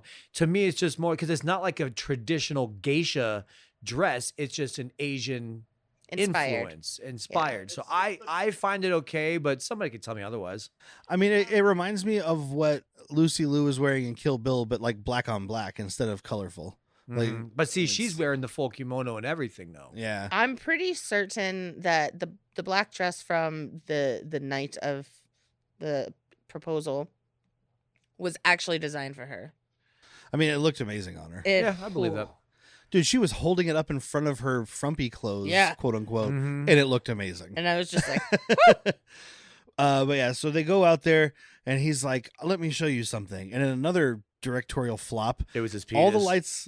all the lights on the boat go off. except for And well, presumably he's showing her the stars because they're out in the middle of the ocean. Yeah, but you can't film them because you have spotlights going off on the coast right now, ruining your good time. exactly. Yeah, the camera never shows. Never shows anything. They look up, so maybe that's what they're looking at. Or maybe he's like, "Let me show you something." All the lights go out, and like Jack said, his dick came out, and he's like, "Look, my dick glows in the dark. You have to crack it down the middle." And she's like, "What are you gonna turn?" I do love her because she wants to hate him so much, and she's like, "What? You gonna turn those off also?" I'm working on it. We're working on it. I'm charming and a piece of shit. I'm also gonna try and dominate this planet. I mean, that's the thing with this whole situation. It's Robert fucking Redford. He's a handsome man. He's charming as fuck. He gets what he wants. So yeah, you're going to be a little bit more uncomfortable if Danny DeVito offered you $1 million to have sex. I'd be like, yeah, that's fine. Yeah, I know I'm not gonna fall in love. I mean, if Exactly. you're good with it, I'm good with it. That's why it doesn't work for the movie. Robert Redford, I'm like, I don't know. I mean, yeah, sure, his main business is import-export of children, but like, you don't know that. What if it was Edward Norton? I think you'd get real tired of him real quick, so it'd be fine. I hear You're trying to direct you in bed. By all accounts, he's a Maynard. huge douchebag. Same thing. By all accounts, big douchebag. Apparently, I like douches. You can be an attractive douchebag. That's actually a requirement for being a douchebag, Yeah, I think so. usually. I think so. No, I mean, like, I've dated all assholes. I know. Me too. I am one, I mean. But you're the good one. I'm a good asshole. Clean and bleached. So yeah, they're like maybe looking at the stars, whatever. And he goes on this like, if you were mine, I wouldn't share you with anyone. Yeah. Like fuck he's you. already negging Woody Allen. You should be negging Woody Allen. He's already negging Woody Harrelson. Buys a lot of architecture. Take my wife, please, but also give me $1 million. Yes, I'll take $1 million for my wife, but you can't have my stepdaughter. Oh, Mine. ouch. I don't share her. I wouldn't share her for the world. So anyway, this is where he tells her, like, hey, you say you couldn't be bought, but I bought you. So why don't we get You downstairs bought and sex. get to fucking? That's what you bought. You did not buy my heart. You did not buy my emotions. And who's gonna say I'm even gonna like what I get? Oh, you might like it. I'm really good. Yeah, he's like, you might like it. She's like, yeah, don't bet on it. And he's like, I will. And I'm like, God I damn already it, have. It keeps going. So he takes out this coin, which we know from moment one is a double-headed coin. Mm-hmm. I'm not gonna make you do anything you don't want to do. So I'm gonna flip this coin, and if it's heads, we fuck. If it's tails, you're free. This is my coin. I'll that take I off the gold wrist things and let you out of the fucking lamp. he just shoves her off the boat. Up tails. Oh. Yeah, this double-headed coin is the one I use to decide if I'm going to the bar or not. I've seen it. Heads I drink, tails I convert to Judaism. But yeah, he's like, it's my lucky dollar, and of course it's heads, and it's okay. Who cares? Let's talk about the end of the movie real quick. When he quote unquote lets her go, which is a whole nother disgusting thing we'll talk about. He gives her the coin, and she's not fuming mad. She laughs. She laughs. You tricked me into having sex with you. Yeah, but he That's did it in so a really funny. charming way. And she does end up having feelings for him, just not the same. Yeah. Oh, you kind of raped me. That's so sweet. It's tough to call it rape when there's a signed contract. Yeah, but with the coin thing, she's like, okay, heads we do and tails we don't. It's double-headed. I'm always It's in his gonna win. contract. It's the double-headed clause. Ooh, good Santa Claus horror movie. Ooh. Yeah, well, at least it's him and not Keith David, because if Keith David was saying it's a double-headed, it wouldn't be a coin. Oh. I didn't take him out for hair. Ass to ass. So we got Woody Tails to tails. the next day, and this is what we do. We're gonna fuck. Cut. So the sex scene you came to this movie to watch doesn't happen. You don't get it. Which, okay. But I'm okay that because would be I get fine. some pretty good ones with Woody and Demi. Yeah, those are over. We're done with sex for this movie. The movie's not even halfway done, and we're done with sex. It would be fine if it cut. And this would make for a better movie, I think. I was thinking about this yesterday. If we were watching this movie from Woody Harrelson's perspective, we don't see Demi Moore's perspective. We don't see Robert Redford's perspective, because then it's more paranoid. You get your paranoid thriller thing. Not seeing the sex would make sense. And then him being like, but are they talking? Are they not talking? What's going on? Da, da, da, da. All that, it makes so much more sense if we're telling the story from Woody Harrelson's perspective. I feel like they tried to do it mainly from his perspective and just giving us some glimpses at what they're doing, and like her trying to not talk to him. Because up to this point, they've been together the whole time. So it's, except for she went to the chocolate shop. So we already saw that from her perspective. Yeah. But then, like, after this, when they split up, it's pretty evenly split between, is it him or her? Is it him or her? We're seeing both perspectives. It would make for a better, I think, and shorter movie if it was told from Woody Harrelson's I'm perspective. down but for we shorter. we want to see Demi. I understand. I want to see Demi too, but it would make for a better movie. It would. I'm not disagreeing. And with also, you. it would explain why we don't see the sex scene. If we're seeing it from Demi Moore's perspective, we at least need a fucking kiss. We do get a No, kiss. she just looks at him, and basically she's like, like you said, you bought my body, not my mind, or whatever. And then she's like, let's on the fuck. neck while he's unbuttoning. That's it. Oh. And then we cut. Like, come on.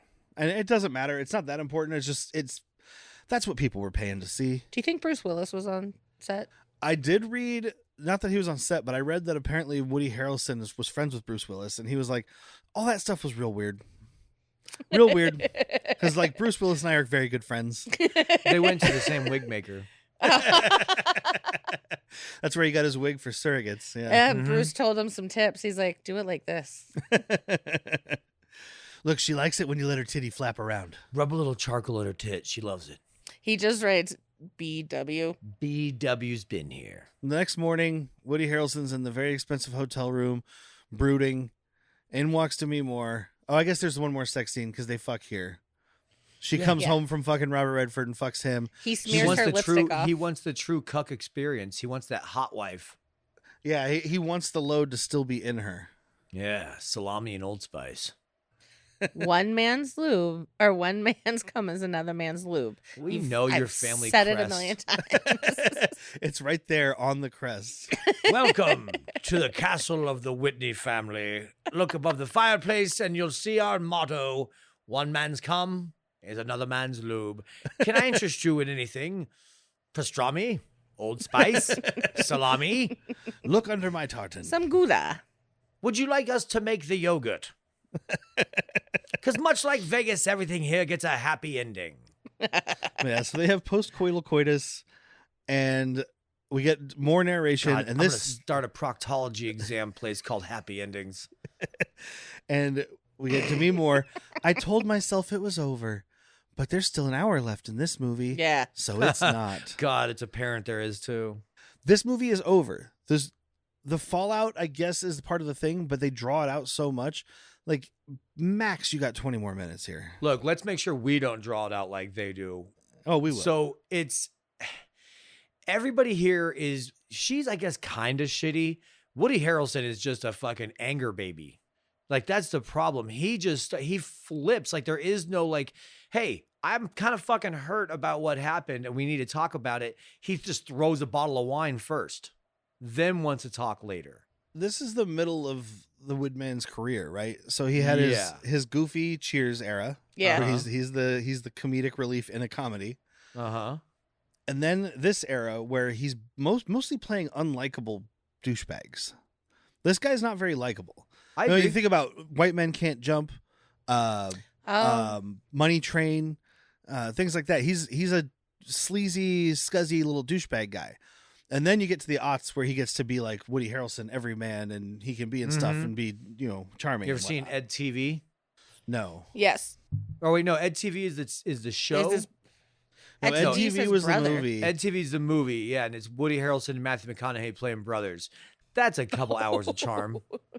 I never watched it because it came out around the same time as the Truman Show, and I was like, I already saw this. It's definitely not exactly ripping. It's got the same idea or the same point to make at the end, but it's worth watching, especially for us. Is it Jenna Elfman that was Dharma and Greg? I think, yeah. Yeah, so she's in that. Oh, and Elizabeth Hurley. Meow. They've got the money. They go off to another lawyer. Like, we're here to settle our mortgage. Oh, well, it's 2 months overdue, and we tried to contact you, but you went out of town for 7 days and didn't leave a forwarding address. So You snooze, you lose. we sold to somebody else. Dude, you snooze, you lose. This was a great Woody freakout. Just Yeah, it was. real calm, like, you snooze, you lose. And then he Yeah, it's a stands common up. saying. You He snooze, stands up you and just fucking, lose. like, throws this chair. You snooze, you fucking lose. He was getting cagey. I loved it. I guarantee if I go to your fucking house right now, live, laugh, love, right above the fucking sink. Fuck you, Walter. I like the part where Demi's like, okay, I need to figure out what's going on. So she finds a friend and they find out who bought the property and she sees Johnny Gage. Dun. Johnny And then Gage. I don't know how she found out what restaurant he was at, Magic. but she stalks him. Oh, And- she could smell him. She sniffed for his cum. Oh yeah, she snapped. Her vagina was throbbing the closer. Oh, her vagina was like a divining rod. Yeah. And she's like, oh, now here we Closer are. I- She immediately runs to this table that's got 7 business suit guys. That's what we call them, business suit guys. And instead of, it's like she tried to flip the table, but didn't, grabs the tablecloth and just chucks it at everybody and this one guy. Oh, I think it's Just- a good move. It's like that whip where you just get fucking kinetic energy going. Oh, and nobody else has anything on him but the one guy. I think that she found him because it's like a metal detector, but it's just the closer you get to him, the harder her nipples get. That's what I was saying. The vagina was like, oh God, there it is. Oh, that Yes, was the yes, squishing yes. noises I was making as her vagina pulsating as she gets But I'm closer. saying these pokers are leading her around town. Did you guys recognize the guy who gets covered in food? Is Is a little small thing. I had to look him up to make sure, but he's one of the dudes in Office Space, not one of the Bobs, but he's one of the managers at the beginning who's coming, or one of the guys who's coming to him talking about TPS reports. Okay. I was just like, Yeah, I can see. I We're can gonna see need- different it. movie, different movie, Better movie. different vibe. Actually, kind of the same vibe. But in between there, before that, we do have to mention Woody finds that matchbook. Oh yeah, He doesn't find it. rifin'. It's right next to the stove. We also learn he can't read. He's like, "What does this say? Griffon?" Gryphone. She's like, "Griffin?" You fucking. It's his boat. Some of us have never read Harry Potter. Gryffindor. Yeah, it's his boat. He took you to a boat. Well, yeah, In the middle of the in desert? Vegas? No, we went to Santa Barbara. We flew to Santa Barbara, then we went to a boat on the East Coast. So then she's like, "Were you going through my bag?" He's like, "No, but I will now." So he goes through her bag. What's in your bag? While the dog is judging the fuck out of him. Yeah. This white dog that's hanging out with him. She's such a It's a good Karen Terrier. girl. No, she's not. The Karen Terrier. Not supposed to go through other people's purses. I'm telling. Look at you. You should be ashamed of yourself. She's like a white Hi, lab. 911. There's a man here going through a woman's purse. But like literally, Woody grabs the purse and starts opening it, and the dog looks at him and then just jumps off the bed and walks Yep. away like, "I will have no part in this." Yep. I agree. I'm with that dog. Yeah, he finds Redford's business card with a handwritten phone number on it, so that's his personal line. And he's doing like he walks out and she's on the phone. Is this a sketch of his naked body? It's all this paranoid jealousy shit because he walks out and she's on the phone and she hangs up and he's like, "Who was that?" I was talking to my mother. What'd she have to say? Well, she wasn't home. How could you talk to her if she wasn't home? Well, I was attempting to talk to my mother. I'm sorry I didn't phrase it correctly. Like, No. Let me just call your mom. Let me feel the phone. Not even warm. You weren't even on there. you won't stop thinking about him. You won't let me stop thinking about him. Drop Yeah. it. We said we would drop it. He has one of the best things. I don't remember exactly where it is. I think it's later after she goes to Gage, which we just talked about. She comes home. So first of all, yeah, she comes home. Well, she does confront him. She's like, I want to buy the land back for $1 million. And he's like, oh, too bad. It's $2 million. And she's like, so if you paid me $2 million, it would have been $4 million. He's like, yeah, probably. Yeah. Because I'm a piece of shit. Yep. But when he goes back, He's used to getting when his way she goes back, all the fucking time. this is all her fault right now, starting at this moment, because she goes back and instead of saying, I found out who bought our land, it was that piece of shit John Gage. Yeah. I tried to buy it back, and he's trying to like big dick us. Correct. The first thing she says is, I saw Gage today. Yeah. Everything from now on is your fault. Yes, agreed. Horrible way to start. 1,000% His agree. reaction's over the top, though. His I wouldn't reaction say is over the all. top, but you don't start the conversation with your husband who is jealous of this guy by saying, oh yeah, I know I disappeared for a few hours. I went and saw that guy you were jealous of. Yeah. You start it by saying, I found out who bought our land. It was that piece of shit. Or you find out it was that piece of shit. You go to your husband and you say, that piece of shit bought our land. Let's go talk to him. I like that way better. Problem fucking solved, dude. Yeah, she knows Woody's going to swing on him. Good. Which is very funny later in this movie. But billionaires deserve to get punched. Agreed. But anyway, yeah, he freaks out. He tosses this fucking wine bottle against this fridge. I was like, that is alcohol abuse, sir. It's okay. It's probably cheap wine. They're in California. This is some of that. What's that jug wine? The Rossi? Carlo Rossi? This is California wine, but from the 90s when it was really bad. Oh. Yeah. Dude, and this whole freak out about like, you tell me what happened on the boat. She's like, I don't want to tell you what happened on the boat. We're not supposed to talk about this. Well, maybe she doesn't want to relive it.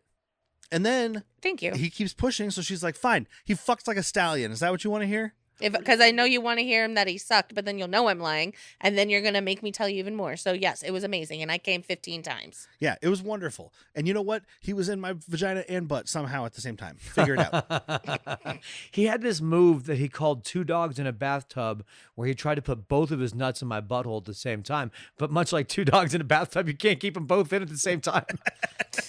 One There's that's always popping one out. It's kind of squirming slippery. right out. Yep. And you put that one in, the other one pops out. But this is one Two of the dogs in a funniest- bathtub. That's what I'm doing when I get home. This is one of the most unintentionally funny moments of this entire movie to me. Woody Harrelson is so upset because he's like, fine, I knew you were attracted to him. And he starts screaming and smashing his fists against the wall, shouting, you were attracted to him.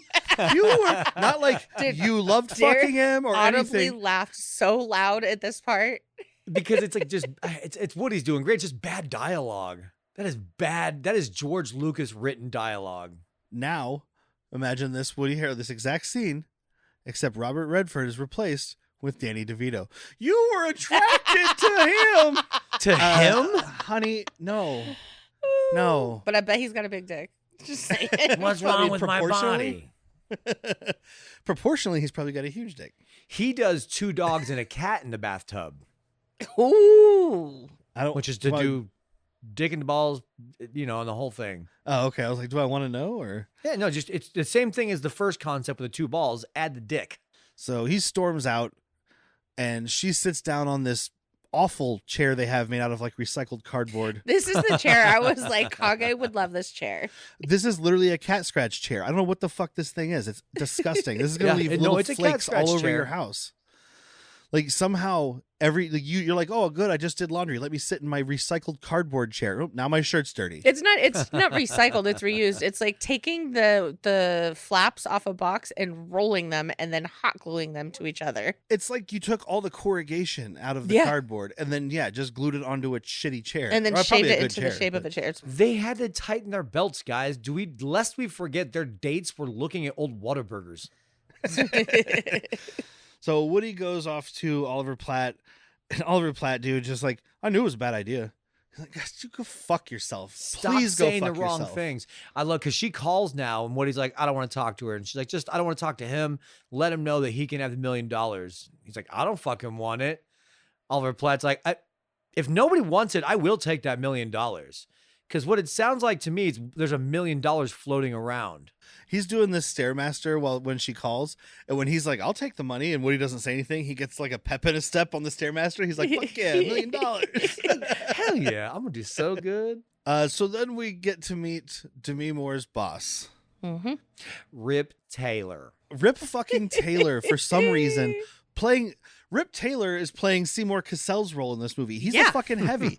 He comes in and he's like, you're going to go sell this house to her or sell this house to this rich dude or I'm going to cover you in confetti. Oh, no. Who do you think bought her the recycled chair? This is definitely an office gift for this company. Look, when we make the like Star Wars story of this movie starring Seymour Cassell, like a whole side story of Mr. Shackelford. Yeah. Can we have Rip Taylor in that movie too? Yeah. Yes. I mean, they're both dead, I'm sure. So it's all fantasy. We know Rip Taylor is. But Rip fucking Taylor, what is Rip Taylor doing? I didn't see here? it coming. And then, you know what? Having Rip Taylor here makes the other comedian who appears later in the movie a little less jarring. Mm-hmm. Yeah, that was still jarring though, because I didn't know that he was being himself at first. That's what I laughed about. He came out and I was like, oh, okay, cool. And then he said, I'm Billy fucking Connolly. Hello, and I was like, Billy Connolly. I was like, what are you doing, man? This is the night that he got that chick pregnant with those Irish brothers. Oh. This is after he got kicked off of his own sitcom called Billy. And he's like, I'll do anything. I'll do any fucking movie. If I got kicked off his own show. Oh, I had a 13-season sitcom or 13-episode sitcom and nobody watched it. Nobody fucking watched it. But yeah, basically Rip Taylor is like, look, this rich guy wants to buy a house and the commission on $10 million is huge. So you're going to go fucking sell this house or you're fired. Yeah. And of course, the rich guy is Robert Redford. Turns out, though, that Rip Taylor's fucking wrong because he's not here to buy a house. He's here to take her to his house. Yeah, she's like showing him houses and she's being very cold with him, of course, because slamming doors in his face. And then I love he rolls up the partition to talk to her and she's like, what are you doing? He said, so he's like, you look really pretty. And she rolls it right back down. She's like, we can go here, here, or here. How about Paris? To North Avondale, please, or whatever. Like, just I'm having no fucking part of this. Yeah, we are here's not a house doing with this. Here's a house with like French construction. That's good enough. Yeah, That's you as like it? close. The parquet floors. But then he spots a house in the distance and he's like, oh, how about that one? And she's like, that house is at least $30 million and I know it's not for sale. And he's like, let's go look at it anyway. Everything's for sale. I think I've proven before everything's for sale. Yeah. So they go up to this house and immediately I turned to Whitney. I was like, just nobody's home and you just walked into their house? Mm-hmm. Obviously it's his house. But yes, it's his house. It's empty. It definitely does look for sale. There's nothing in it. What's missing? Life. What's missing? Personality? Anything? Dogs, flowers. Lighting. Dude, these poor dogs. Have you ever thought about a recycled chair? I have a great chair for you. I'm starting a chair company, actually. I felt bad for these dogs too, because he's Oh my just like, God, I didn't know what you Mr. wanted, so I Fritz. bought them. One of these is going back, or both. Mr. Fritz, the little the mini schnauzer The my ugly dad one. had. You shut your whore face, sir. I'm just kidding. It's a trick statement. Both those dogs are ugly. Fuck you. These dogs aren't going back. Robert Redford is just like, if this doesn't work out and Demi Moore walks out, then he's just like, I'll leave the dogs at home while I go on a trip. They'll be fine. Yeah, I'm just gonna open the doors. Oh wait, this house has no doors on it. If they can't figure out how to feed themselves, they shouldn't be alive. Yeah, That's a billionaire, not me. I'm not a billionaire. I feed my dog. I feed my dog everything. I just gave her chicken meatballs. So Adobo meatballs. So yeah, it's his house and he's like, no, it doesn't need dogs. It doesn't need art collections. It needs you. And she's like, but then she ends up like making out with him and dancing on the Turns out patio or whatever. that was the sound of her vagina gushing. This record player is fucking awesome. When he walked over to put the record on, I was like, what the fuck is he touching? Because it's not obvious it's a record player at first. No, it's not. No, this It weird looks like industrial press. Yeah. Yeah. It looks like a 3D printer. Yeah. It in fact does look like a 3D printer. It looks like something that an 8-year-old was making shoes on in the 1880s. It is wicked looking, and I was like, I want that Time in for my me to house. go home. Been a hard day at work. Have me a cigarette and see the missus. He says something charming, and then they dance, and she's like, fuck, he made me fall in love with you. Yeah, and then somewhere in there too, we get to see what they're both doing. So Woody is How to lose a billionaire in 10 days. Woody is living in this fucking hovel, Mm-hmm. like someone's garage of an abandoned house or something. Probably all of And us. Demi Moore his is like, dad's I pool needed to house. make some money, so I went and started teaching citizenship classes? ? So they both became teachers. No, Yeah. no, she did it to keep busy. That's what she Yeah. said. Oh, I was bored, so I figured I'd teach citizenship classes. But like I talked about it earlier. Robert Redford shows up and he tries to be all charming, And like all these people are failing their citizenship test now. Here's the part that I really got annoyed by, because like, and where are you from? And he's like, Cuba. And how do we say that in America? Like, what? No, we say Cuba if that's the name, if that's what it's called. Cuba. We don't need to say Cuba though. Like if it's Cuba, we call Cuba. I say Cuba. She's like, so no, to be an American citizen, you have to get rid of your accent. So Cuba. Cuba. Think of the Gooding Jr. But yeah, Robert Redford is fucking stalking her, shows up at this place. He comes in and she's like, you need to get the fuck out. So he goes around to the back of the classroom and comes in and he's playing little fun games. And I'm like, You were a distraction to my class, sir. here's Get the fuck out. person who doesn't know what consequences are. No, Exactly. exactly. He doesn't. Your whole life. I know we're supposed to think he's being charming as well, and like, No, oh, I don't know look, if he we actually are. does really love her.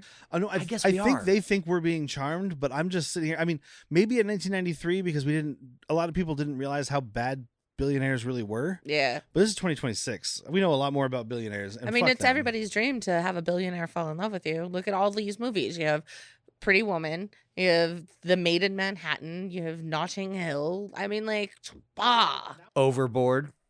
Now we know that Overboard. all of those people, John Gage, Hugh Grant character's name, all those people, Richard Gere's character's name, they all went to Epstein Island. Oh yeah. We know that now because all the billionaires. none of did. us knew Epstein Island existed. Exactly. That's in what I'm saying. the 90s. 1993. This is still charming. Yeah. And that was part of the problem. But yeah, this is then he takes her back, and that's when he's at the turntable, and he tells this fucking go fuck yourself story about when I was a kid and I was shy and there was a girl on the bus, and look, I wanted this girl to give me a hand job on the bus station, but I didn't say anything to her. So then I tried to stalk her for 2 weeks, but she never came back. He says when I was young, and he's like 30 years ago. It's like, wait, are you 40 right now? You mean Is 30 this years you at ago, like when 40? you were making Butch Cassidy and the Sundance Kid? What? How old are you? He's probably 50.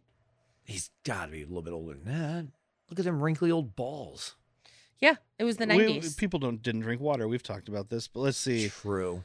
1936. So he is 58, 57. So this story he's telling when he's young, he's in his late 20s. When I was a young man, nearly 30. I had made my first billion, so I consider myself a boy. I was a boilionaire. I was riding this bus because I was thinking about buying the bus line, and I saw a girl that I wanted to buy, but I didn't have any money on me. It was before I carried a checkbook everywhere, you see, and we didn't have credit cards. I just hired servants to carry my gold. I'm going to write a Richie Rich style script called Boilionaire. So then we get to He attacks Epstein Island. Woody Allen is, God damn it, Woody Harrelson is tearing up pictures of Demi Moore, and he's being all sad. You know, Fire does much better. This is when either the original screenwriter, Amy Holden Jones, or one of the punch-up writers was like, we've got to connect something to make the end of the movie make sense. So now they introduced this toy hippo, and then the flashbacks to when they went to the zoo and saw the hippos. Yeah. I'm glad you this is- said this that is- because I was like, did I miss that? I was watching this movie. Like, did I miss a hippo part? No, this is an hour and Did I miss the 35 hippo minutes part into of the this? movie, and we're like, yeah, now we're introducing the hippo part of this. This is the hippopotamus. But he tears up all these photographs, gets shit-faced, goes off to confront Robert Redford. Again, just knows where they are. He's got the same magic that Demi Yep. Moore has. Well, his Well, his dick gets hard penis- when he's finding Demi. Yeah. Oh, well, that actually makes sense. It is an actual I divine rod. I could probably find her right now. My nipples get hard when you walk in the room. Thank you. Yeah, thank you. I was like, is that the right response? You should have said you're welcome. He's got this very embarrassing speech, and I know he's drunk. He's not doing good drunk acting, so it takes a minute to realize he's drunk. Yeah, I Because agree this with speech that. is embarrassing. Yeah. The cuckoo bird. The griffin is a bad symbol for your company. It's more like a cuckoo bird because you stole my eggs and my nest or something. Now I have no bird, no bush. Actually, I just thought of the cuckoo bird because it's actually pronounced cuckoo, and you cuckooded me. And that's not wrong, by the way. That's where cuck comes from. Yeah. Oh, yeah, Yeah. because they come in and they steal your bird in your bush. Yeah. Now you have no You bird, have no bush. You have no bird, no bush. You're birdless and bushless. I love He when a did bird steal is his bird bushless. and his bush, didn't Yeah, he? you did. Yeah, I did. It's 1993. She's got a bush. Nah. She's They were trim. grooming back then. Yeah. She's not waxed, but there's a landing strip. I'm not Oh. saying it's a 70s bush, Yeah. but there's hair. Hey, Barb, they're talking about us and that Demi Moore. I did try to get in there. I always say the more bush, the better. Yes, ma'am. Yes, ma'am. But after his embarrassing speech, he tries to swing for Robert Redford and just airballs the fuck out of that. Knocks himself out. Schmecklemore. What's his name? Shackleford. Shackleford. Schmecklemore. Schmecklemore. That is with Woody Allen. Shacklemore. Gracefully This is my man, Schmecklemore. He kills people. takes him home. Like, throws him Dude, on the bed or whatever. Shackleford, like the bodyguard, carries Yeah. her into his house. Carries Or him. carries him into his house. Yep. It's fucking Kevin I could Costner. be your hero, baby. I can put Woody Harrelson to sleep. And like he sees the torn up pictures, they're all taped back together. It's sad. It is. It's a little. They tried to twinge at my heart, but didn't. See, I don't think it's sad. I think it's foolish. You should have burnt them. You burn them in effigy.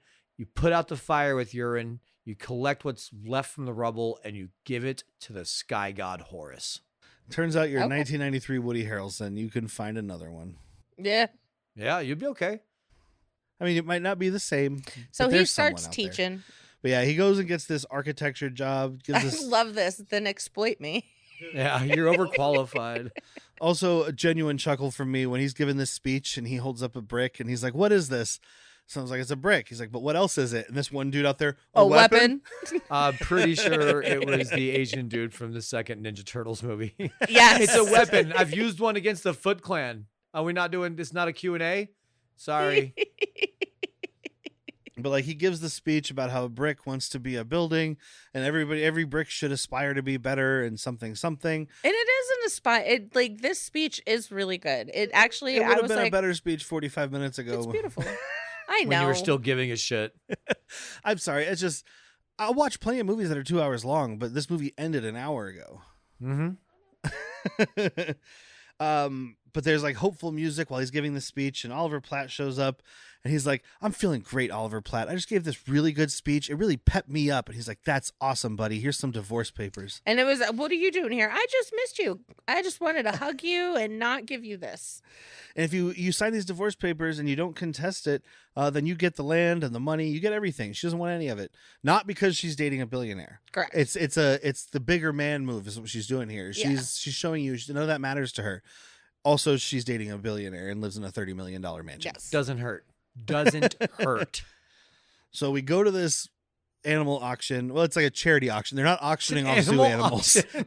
I mean, it is an animal auction, but the idea is I will buy the lion. All right, release the lion.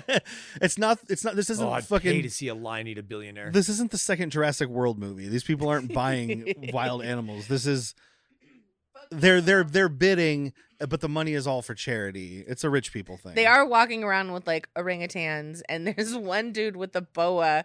It just walks up to this lady is not expecting this snake to pop in her face, and she Something else that happened in this movie. very freaks out. That also happened on the boat. Yeah. I mean, I knew it was going to happen somewhere. I didn't realize the snake was going to pop in my face.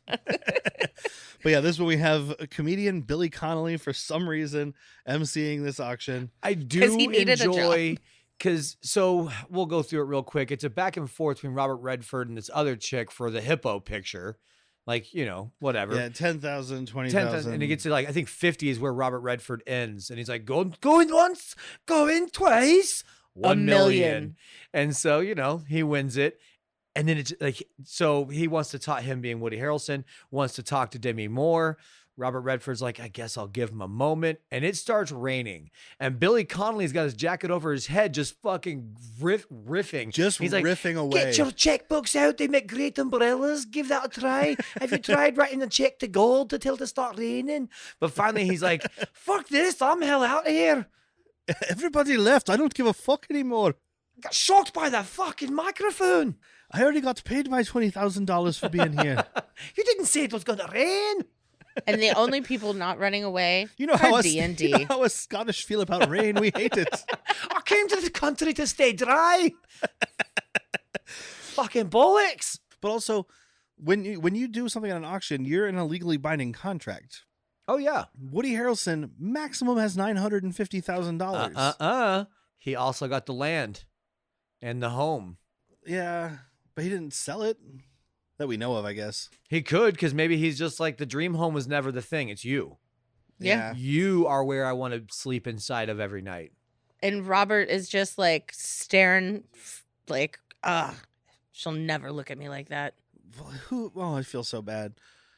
He's like, I could have a good time with her. I do like their lines to each other though, because he comes over to her and she's like, "I wanted you to have the money. I wanted you to have a hippo." That's funny. Dumb. It's funny because it's Woody Harrelson. Yeah, it's dumb. Hearing Woody Harrelson say hippo is always funny. So they leave, and Robert just starts being an asshole. Well, he does have Woody Harrelson has a thing here, and it's a dig at Demi, and it's good. She deserves it at this point because he's like, I thought we were invincible, and I thought we could get through anything. I thought he was the better man. I was scared, yeah, because I thought he was the better man. Turns out he's not a better man than me. He just has more money. Yep. Boom, mic drop. Walk away. Oh, sorry, the microphone fell out of my hand. Oh, look at that! The microphone fell out of my hands. They call that a mic drop. I just so happened to do it at the same time that you made your point. It's like a hippopotami ass. He signs the divorce papers and leaves. Yeah, Robert Redford's looking on like, am I a billionaire with a heart of gold? Nope, that doesn't exist. So they have this silent car ride, and this also doesn't make any sense because he's like, we should talk. Or she says we should talk, and he says, I'm very happy. Shackelford, have you ever seen me happier than this? No, sir, I haven't. And then they keep going on for a minute. She's the best one of them. And then, yeah, she's the best of the $1 Million Club, isn't she? And Shackelford apparently took improv classes because he's just like, oh, yeah, yes, sir, best of the $1 Million Club. Why don't you tell her what that is? You said you'd never done this before. Yeah, well, she's better than that hiccupy bitch from Oklahoma. You remember that one chick that wouldn't stop the hiccuping? That's a personality trait you couldn't make up. After that little riff, they show Shackelford's face, and he has this look like, oh, God, I can't believe that worked. This dumb But bitch. she knows he's making it up, and that's why she starts laughing. She figures it out. Hate this. Like, she knows, and she says, thank you, John, and leaves. So now he is the good guy. He's not the good guy. That's one of the biggest problems with this movie is they were afraid to make Robert Redford the villain, and he is a villain. The good guy here is Macklemore. If you want to make him the good guy, sure, he's doing this he is the good guy. You're doing this as it's his, his way of, we don't want you anymore, Demi. Can't you see? You go be with your own big boob people. But like, she literally looks at him and she's like, oh, well, thank you, John. And he gives her the coin and she looks at it's double-headed. And then she runs to a bus stop. And she's like, oh, wow, he tricked me into having sex with him and he's a billionaire with a heart of gold. Heads off to the bus, goes to this fucking pier where they met or whatever. Where Woody's been this whole time telling the story. Yeah. And like, he doesn't hear her in her high heels walking up the pier. It's raining. Okay, but you're the only person out there. You're not going to hear clunk, clunk, clunk, clunk, Not clunk, when it's... clunk, clunk. Listen to the sound of my hooves.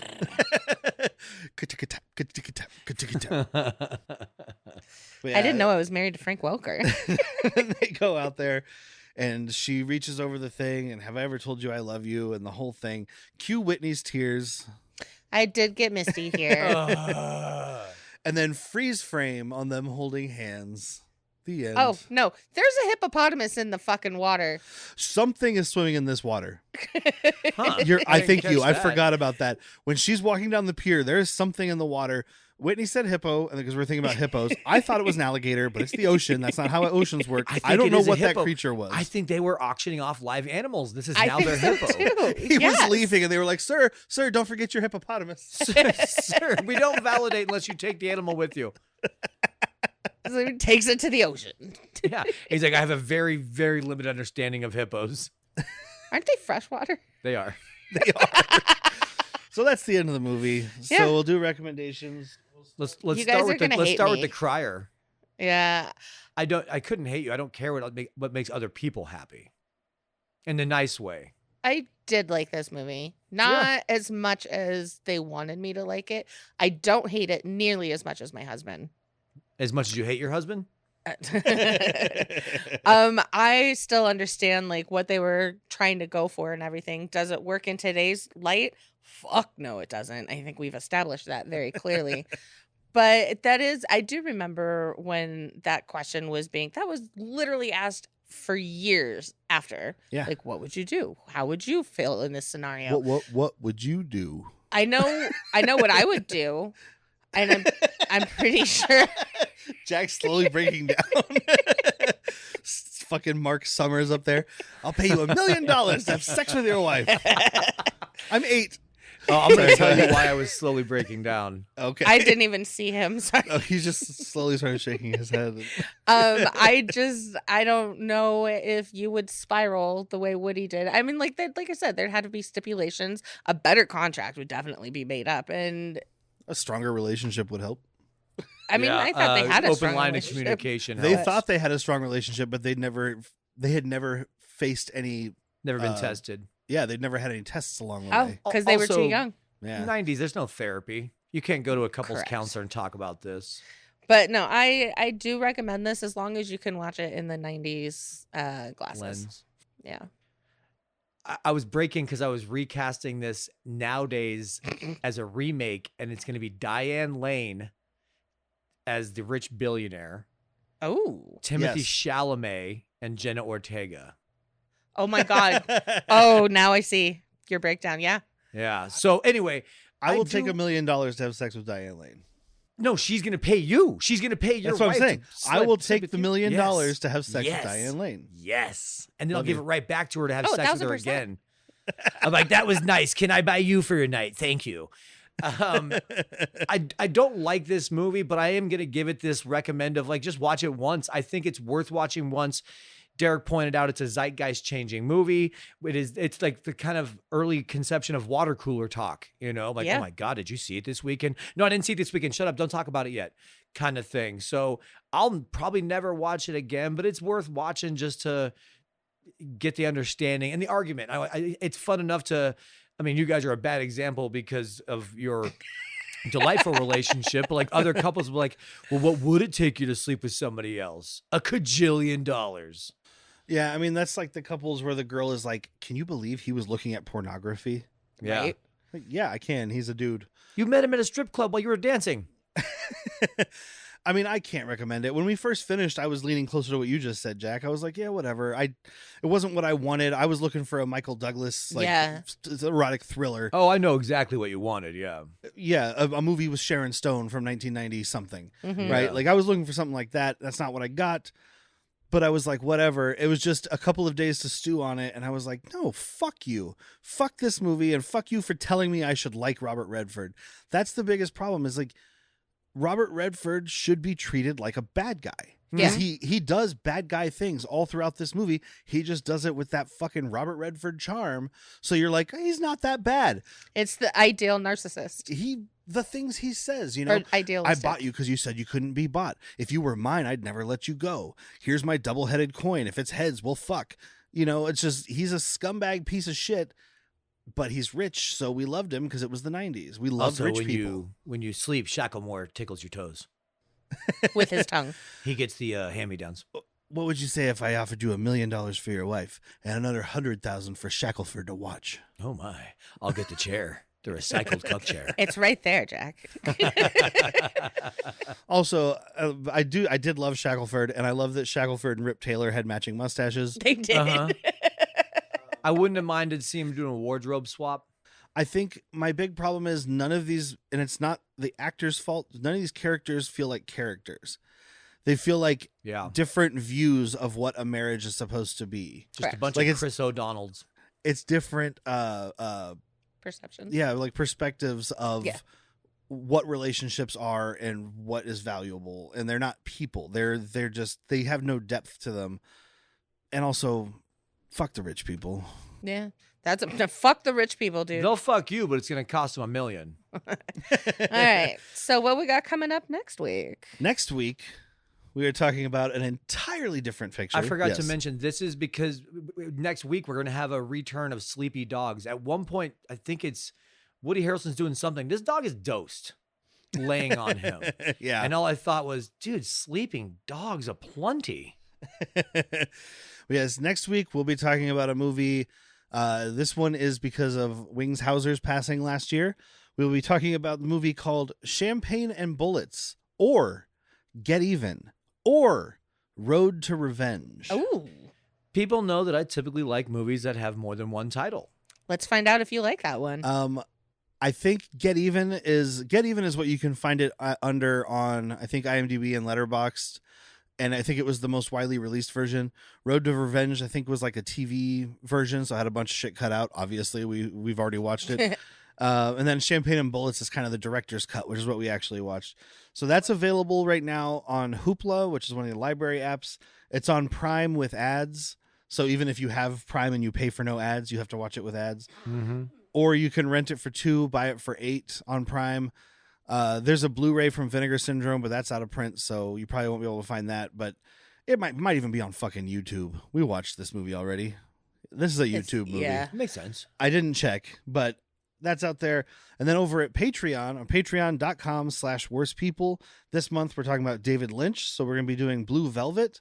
And we just confirmed as we were starting recording this that we have a guest. We'll have our friend Zip on there, who has so far only joined us for horror movies. So this will be fun.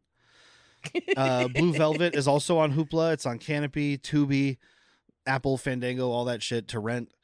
And then at the $5 level on Latchkey Vids, we're talking about Space Rangers, which also coincidentally featured Wings Hauser.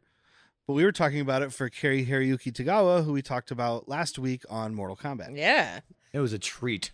We had a twofer. Yeah.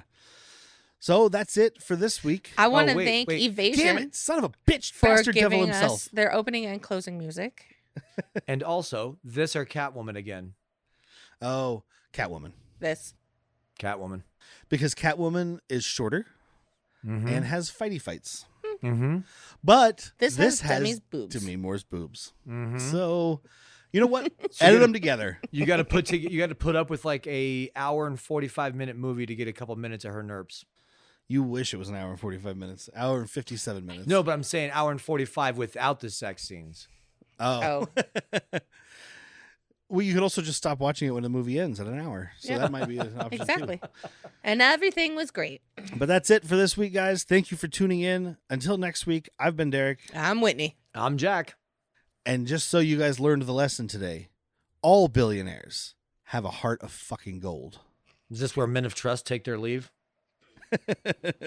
Whatever the fuck he said.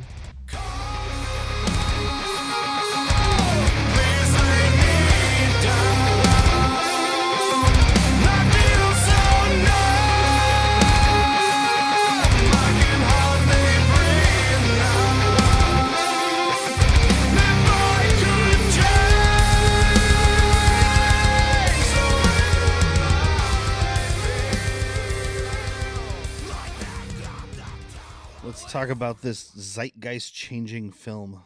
Oh, wait, we're doing Champagne and Bullets first? Just kidding. Zeitgeist changing film.